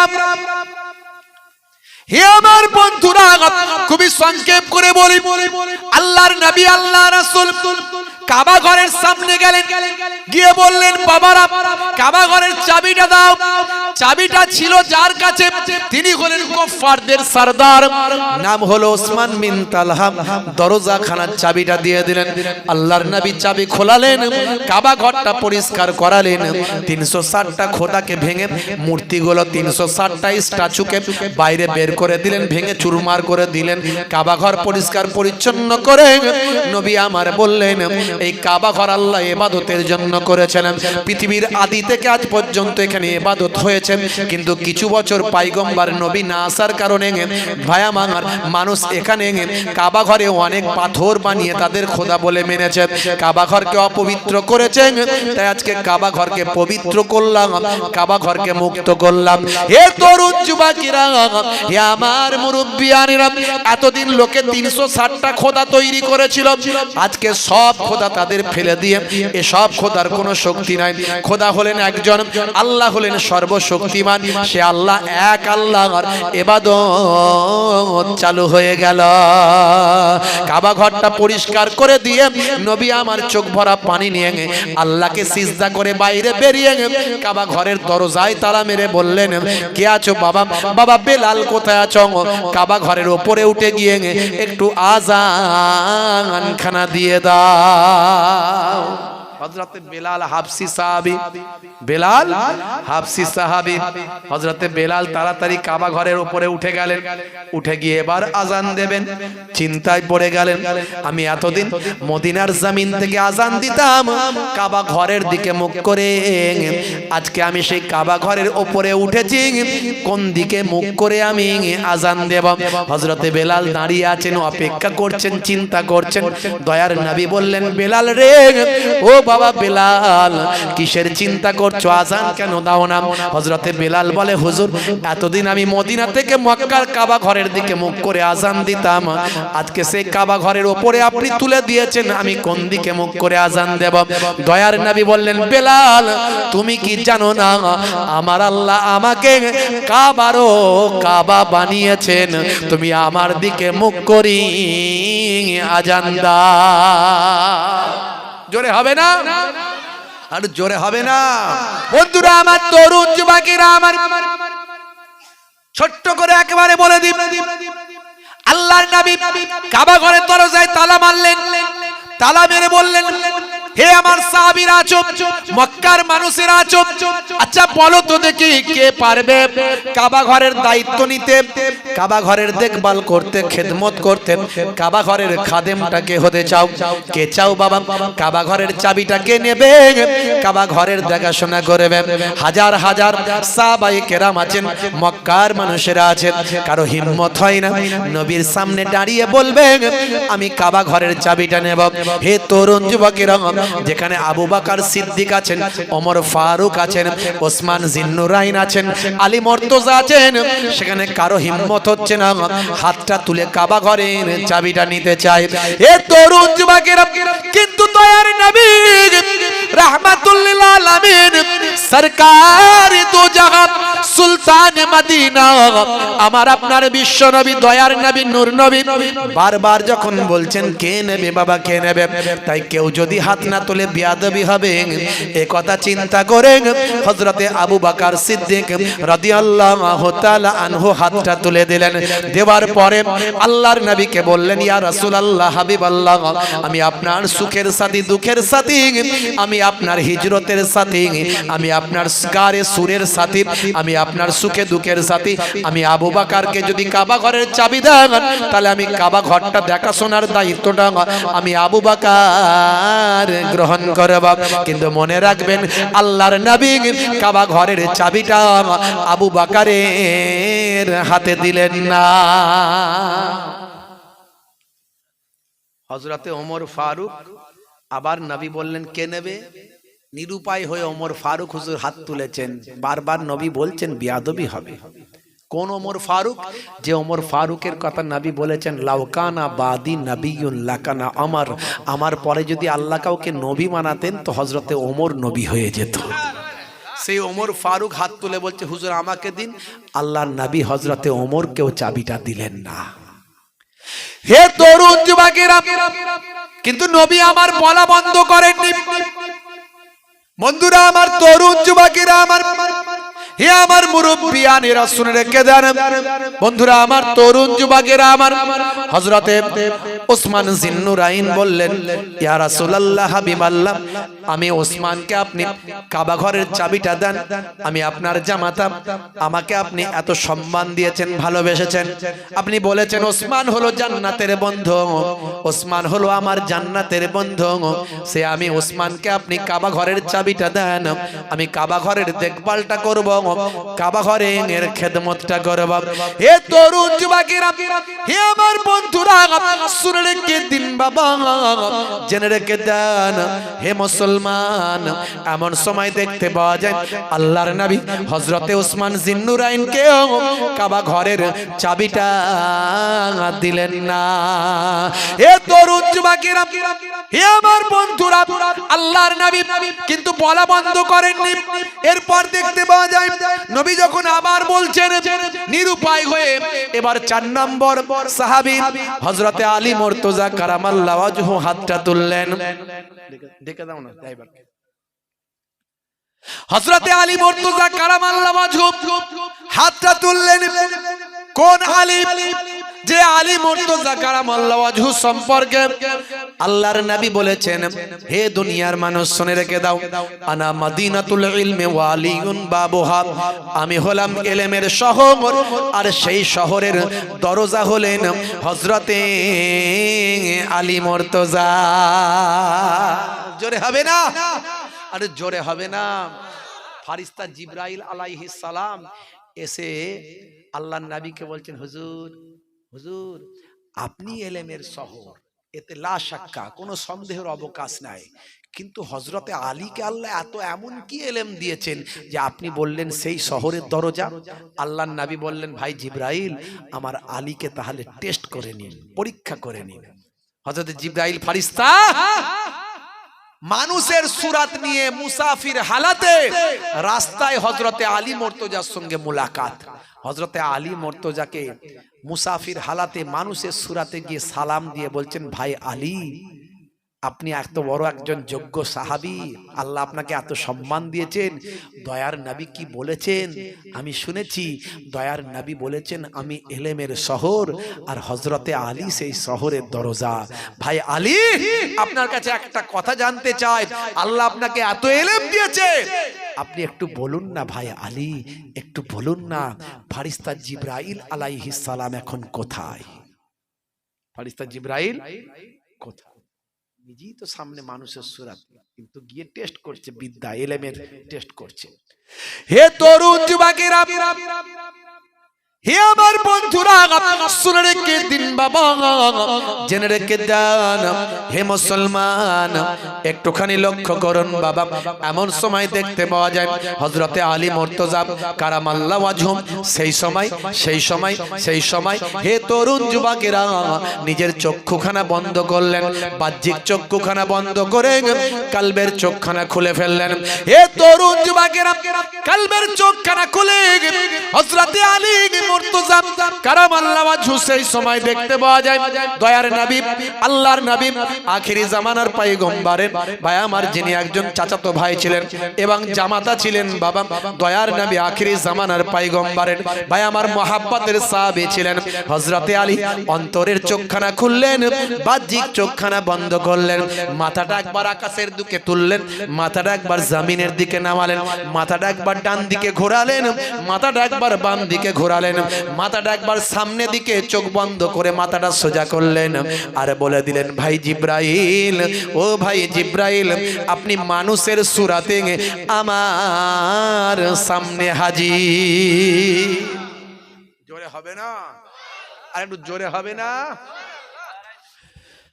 বন্ধুরা আমার, তরুণ যুবকেরা আমার, হযরতে জিবরাইল ফেরেশতা বললেন, ভাই আলী, বেয়াদবি নেবেন না, আপনি এত বড় একজন যোগ্য সাহাবী, এত আল্লাহ আপনাকে ইলম দিয়েছেন, ভাই আলী আপনি কেমন করে বললেন আমি জিবরাইল?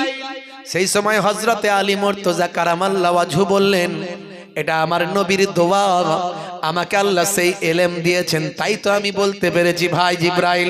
শুনে রেখে দেন, জেনে রেখে দেন, আপনি যখন আমাকে জিজ্ঞাসা করলেন, আমি আমার বাহ্যিক চক্ষু বন্ধ করলাম, কলবের চোখখানা খুলে দিলাম, মাথাটা আকাশের দিকে তুললাম, আমার আল্লাহর কুদরতি ক্ষমতা নয়, আমি আলীকে আমার আল্লাহ 7 তাবক আসমান পর্যন্ত মুহূর্তে এর মধ্যে দেখিয়ে দিলেন।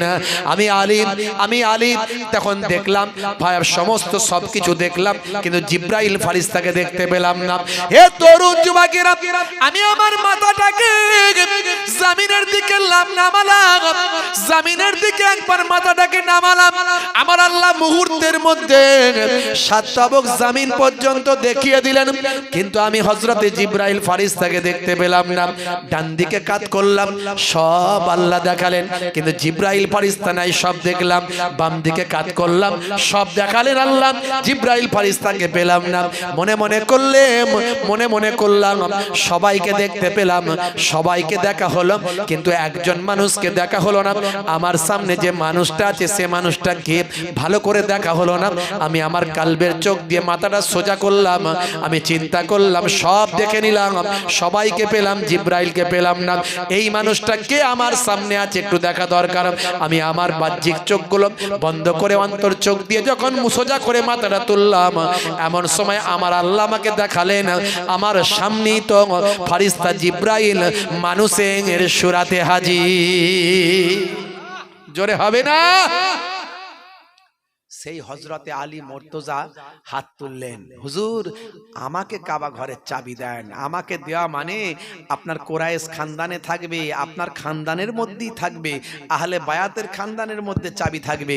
নবী আমার হযরতে আলীকেও চাবি দিলেন না। তাহলে দেবেন কাকে? কষ্ট হচ্ছে আপনাদের? হে তরুণ যুবকেরা, লাস্ট ফিনিশিং, একবারে শেষ কথা, টু দি পয়েন্ট। একটু ভালো করে লক্ষ্য রাখুন এই কথাটাই। নবীর আখলাকের কথা বলতে গিয়ে এত কথা বলেছি, মাঝে মাঝে পয়েন্ট দিয়েছি, নামাজের কথা বলেছি, সুন্নতের কথা বলেছি, টোটাল আলটিমেটলি সব একটা কম্বাইন্ড কথা আপনাদের মাঝখানে দেওয়ার চেষ্টা করেছি। শেষ উপসংহারটা আপনাদের মাঝখানে দিয়ে যায়। হে তরুণ যুবকেরা, সেই সময় দয়ার নবী আমার ডাক দিলেন, হে বাবা ওসমান বিন তালহা, অর্থাৎ ওসমান বিন আফফান নয়, নবীর সাহাবী নয়, বরং কুফফারদের সরদার, যার নাম ছিল ওসমান বিন তালহা, অর্থাৎ যার কাছ থেকে কাবা ঘরের চাবিটা নিয়েছিলেন। তিনি কে ছিলেন জানেন? তিনি ছিলেন কুফফারদের সরদার, তিনি ছিলেন কুফফারদের নেতা। সেই ওসমান বিন তালহা পেছনে ছিল, ভয়ে ভীত সন্ত্রস্ত অবস্থায়। যদি নবী একবার অর্ডার দেয়, কয়েক মুহূর্তের মধ্যে আমি নেতা, তা নয়, আমাকে ধুলোর সঙ্গে মিশিয়ে দেওয়া হবে। তাই সে নিজে ভয়ে ভয়ে ছিল। তাকে নবী আমার ডাকলেন, হে ওসমান, পেছনে কেন, সামনে এসো। হে ওসমান, শুনে রেখে দাও, তুমি হলে কুফফারদের নেতা, তুমি হলে কুফফারদের সরদার। আজকের দিনে আমার যোগ্য সাহাবা ফলোয়ার্সরা এখানে আছে। আমি যদি কাবা ঘরের চাবিটা তাদের মধ্যে কাউকে দিতাম, আমি আমার আবু বকরের হাতে যদি দিতাম, আমি আমার ওমরের হাতে যদি দিতাম, আমি আমার ওসমানের হাতে যদি দিতাম, আমি আমার আলীর হাতে যদি দিতাম, হে ওসমান বিন তালহা, হে কুফফারদের নেতা, তোমার কাছ থেকে চাবি নিয়ে আমার সাহাবাদের কাউকে যদি দিতাম, তোমার ভক্তদের কাছে, তোমার ভালোবাসার মানুষদের কাছে তোমাকে অপমান করা হয়ে যেত। কিন্তু আমি নবী, দয়ার নবী, পৃথিবীর বুকে কোন মানুষকে অপমানের জন্য আসি না। নারায়ে তাকবীর। পীরজাদা হুজুর কেবলা, খিদিরপুর পূর্বপাড়া জামে মসজিদের মহান ইসলামিক জলসা। নারায়ে তাকবীর। হে তরুণ যুবকেরা, আল্লাহর নবী বললেন, হে ওসমান বিন তালহা, দূরে কেন, কাছে এসো। আমি তোমার হাত থেকে যদি আমার সাহাবীদের কারো হাতে দিতাম, তাহলে তোমাকে নেতা হিসাবে অপমান করা হতো, তোমার সঙ্গী ভালোবাসার মানুষদের কাছে তুমি অপমানিত হতে। আমি নবী কাউকে অপমান করার জন্য পৃথিবীতে আসি না। এই নাও বাবা, তোমার কাছ থেকে চাবিটা নিয়েছিলাম, কাবা ঘরের চাবি তোমার কাছ থেকে নিয়েছিলাম, আর তোমার হাতে আমি রাসূলুল্লাহ ফিরিয়ে দিলাম। কাবা ঘর জয় হলো, কাবা ঘর মুক্ত হলো, কাবা ঘর শিরক মুক্ত হলো। আমরা মক্কা জয় করলাম, কাবা ঘরে নামাজ পড়লাম, কিন্তু চাবিটা তোমার কাছ থেকে নিয়েছিলাম, আবার তোমার হাতেই ফিরিয়ে দিলাম। আল্লাহর নবী ওসমান বিন তালহার হাতে কাবা ঘরের চাবিটা ফিরিয়ে দিলেন। তখনই তিনি ঈমান কবুল করেননি, তখনও তিনি ঈমানদার ছিলেন না বাবা, তখনও তিনি কুফফারদের সরদার ছিলেন। যে মানুষটা ভয়ে থরথর করে কাঁপছিল, আমি কুফফারদের নেতা, সবাইকে ছেড়ে দিয়ে হয়তো আমাকে হত্যা করা হবে। যদি একবার নবী নির্দেশ দেন, নবীর সাহাবারা আমাকে ধুলোর সঙ্গে মিশিয়ে দেবে। অথচ তার এই ভয় থেকে ফিরে এসে তিনি অনেক সম্মান লাভ করলেন, সকলের মাঝখানে সম্মানিত হলেন। আল্লাহর নবী বলেন, বাবা উসমান, হে বাবা উসমান বিন তালহা, আজকে মক্কা শরীফ জয় হলো, আমি নবী কাবা শরীফকে মুক্ত করলাম, কাবা শরীফকে সিজদা করলাম, কাবা শরীফকে মুক্ত করে কাবা ঘরে তালা মারলাম, আর আমার হাত থেকে, নবীর হাত থেকে তুমি কাবা ঘরের চাবিটা নিলে, আমি তোমাকে চাবিটা দিলাম। বাবা, আমি রাসূলের হাত থেকে চাবি নেওয়ার পরেও তোমার অন্তরে কি, হৃদয়ে কি এখনো কালেমার আলো জ্বলে না। ওসমান বিন তালহা সেই সময় থরথর করে কাঁপতে কাঁপতে, ঝরঝর করে কাঁদতে কাঁদতে বলেছিলেন, ইয়া রাসূলুল্লাহ, হাবিবাল্লাহ, আপনার ব্যবহার, আপনার আখলাক, আপনার চরিত্র, আপনার ব্যবহারে আমার অন্তরে কালেমা জ্বলে গিয়েছে। আমি বুঝতে পেরেছি আমি ভুল ছিলাম। আপনি না নবী হলে কে হবে? পড়িয়ে দেন মহাবাণী, মহাকালেমা। ওসমান বিন তালহা ঈমান কবুল করলেন। সারা মক্কাবাসী কালেমা পড়ে বিশ্ব নবীর সাহাবা হয়ে গেলে। জোরে হবে না? বন্ধুরা আমার, তরুণ যুবকেরা আমার, এই নবীর সুন্দর আখলাক চরিত্রগুলো মানুষের কাছে আমরা পৌঁছাতে পারছি না। মানুষের কাছে নবীর আখলাক চরিত্র পৌঁছে দিন। আজকে কেসিয়া স্কেলে টাইসান, Hanuman, Gary Miller, Michael Jackson, ইলিমা দিমাত্রিয়াঙ্কো এরা নবীর শিষ্য হচ্ছে, আর আজকে আমরা নবীজিকে, নবীর সুন্নত তালিকাগুলো মেনে উঠতে পারছি না, নবীর আখলাক চরিত্র মানতে পারছি না। নামাজ পড়ি না মুসলমানের ছেলে, অপবিত্র অবস্থায় দাঁড়িয়ে দাঁড়িয়ে ট্যাঙ্কের পানি রাস্তার ধারে যেখানে সেখানে দমকল চালিয়ে দিই। কথা ঠিক না ভুল? কে দেখলো আর কে কি করলো সব দেখার দরকার নাই। আমরা নবীর তরিকা ভুলে গেছি। আজ থেকে প্রতিজ্ঞা করুন পবিত্র থাকবেন, আজ থেকে প্রতিজ্ঞা করুন নামাজ পড়বেন, নবীর সুন্নত মেনে চলবেন। আমাদের নায়ক শাহরুখ খান নয়, আমাদের নায়ক হলেন দয়ার নবী। জোরে বলুন সুবহানাল্লাহ। জোরে হবে না? একবার তাকবীর দান তো দেখি, নারায়ে তাকবীর। এই কষ্ট হচ্ছে না? আরো হবে। আর জোরে বলেন, কষ্ট হচ্ছে না? হবে। এই কারা কারা চান না হাত তুলে দেখান তো দেখি। আচ্ছা ঠিক আছে, ভুল বশত হয়েছে। এবার হাত তোলেন দেখি, কারা কারা চান হাত তোলেন দেখি। সত্যি সবাই হাত তুলেছেন? আমি দেখবো কিন্তু। মাশাআল্লাহ, নারায়ে তাকবীর, নারায়ে তাকবীর। একবার জোরে নারায়ে তাকবীর, নারায়ে তাকবীর। মহান ইসলামিক জলসা পীরজাদা হুজুর কেবলা, নারায়ে তাকবীর, নারায়ে তাকবীর। জোরে বলুন আল্লাহু আকবার। নারায়ে তাকবীর, আল্লাহু আকবার, নারায়ে তাকবীর, আল্লাহু আকবার, নারায়ে তাকবীর, আল্লাহু আকবার, নারায়ে তাকবীর, আল্লাহু আকবার। জালিমে যখন করবে অত্যাচার, মুমিনে তখন রুখবে জুলুম তার। নারায়ে তাকবীর, আল্লাহু আকবার, নারায়ে তাকবীর, আল্লাহু আকবার। দেখো সানা খান ঈমান আনিয়া হারামের উপার্জন দিল ছাড়িয়া। দেখো সানা খান ঈমান আনিয়া হারামের উপার্জন দিল ছাড়িয়া। ইসলামের হুকুম আপন করিয়া, ইসলামের হুকুম আপন করিয়া পর্দার বিধান নিল মানিয়া। নারায়ে তাকবীর, আরো জোরে, নারায়ে তাকবীর, আল্লাহু আকবার, নারায়ে তাকবীর, আল্লাহু আকবার। মোদের ভাই বোন বলি বারে বার, রাসূলের পথে এসো এবার। জোরে হবে না? আর জোরে হবে না? রাসূলের পথে আসা দরকার আছে না নাই? যেমন আসা দরকার আছে না নাই? আমার তাই লেখনীতে তুলে ধরেছি। মোদের ভাই বোন বলি বারে বার, রাসূলের পথে এসো এবার।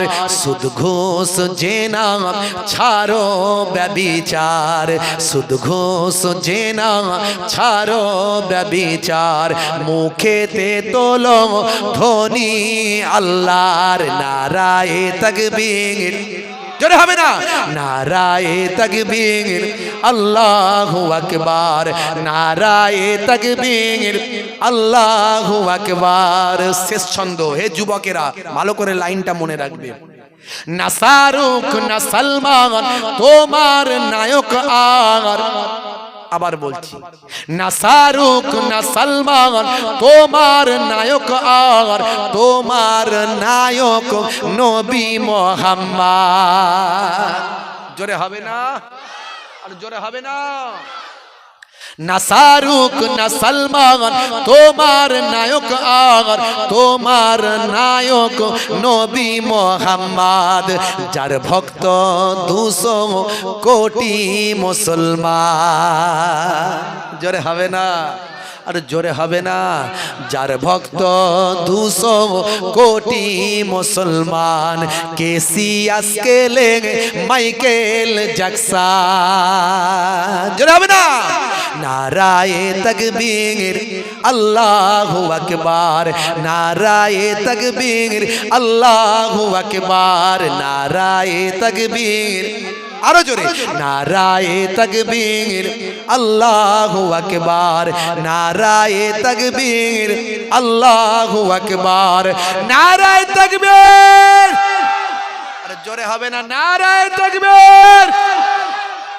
খিদিরপুর পূর্বপাড়া জামে মসজিদ কমিটি গ্রামবাসীর ইসালে সব শ্রোতা বৃন্দ, কর্মী বৃন্দ, সিলসিলায়ে হক ফুরফুরা শরীফ, সিলসিলায়ে হক মুজাদ্দিদুজ জামান, নারায়ে তাকবীর।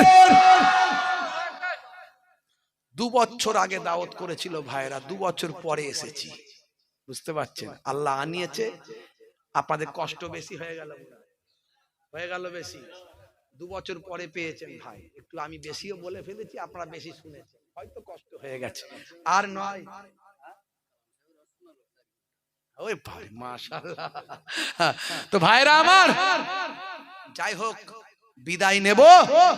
যাওয়ার আগে মসজিদের উন্নতি কল্পে একটু সাহায্য করবেন। মসজিদ কার ঘর? বলেন কার ঘর?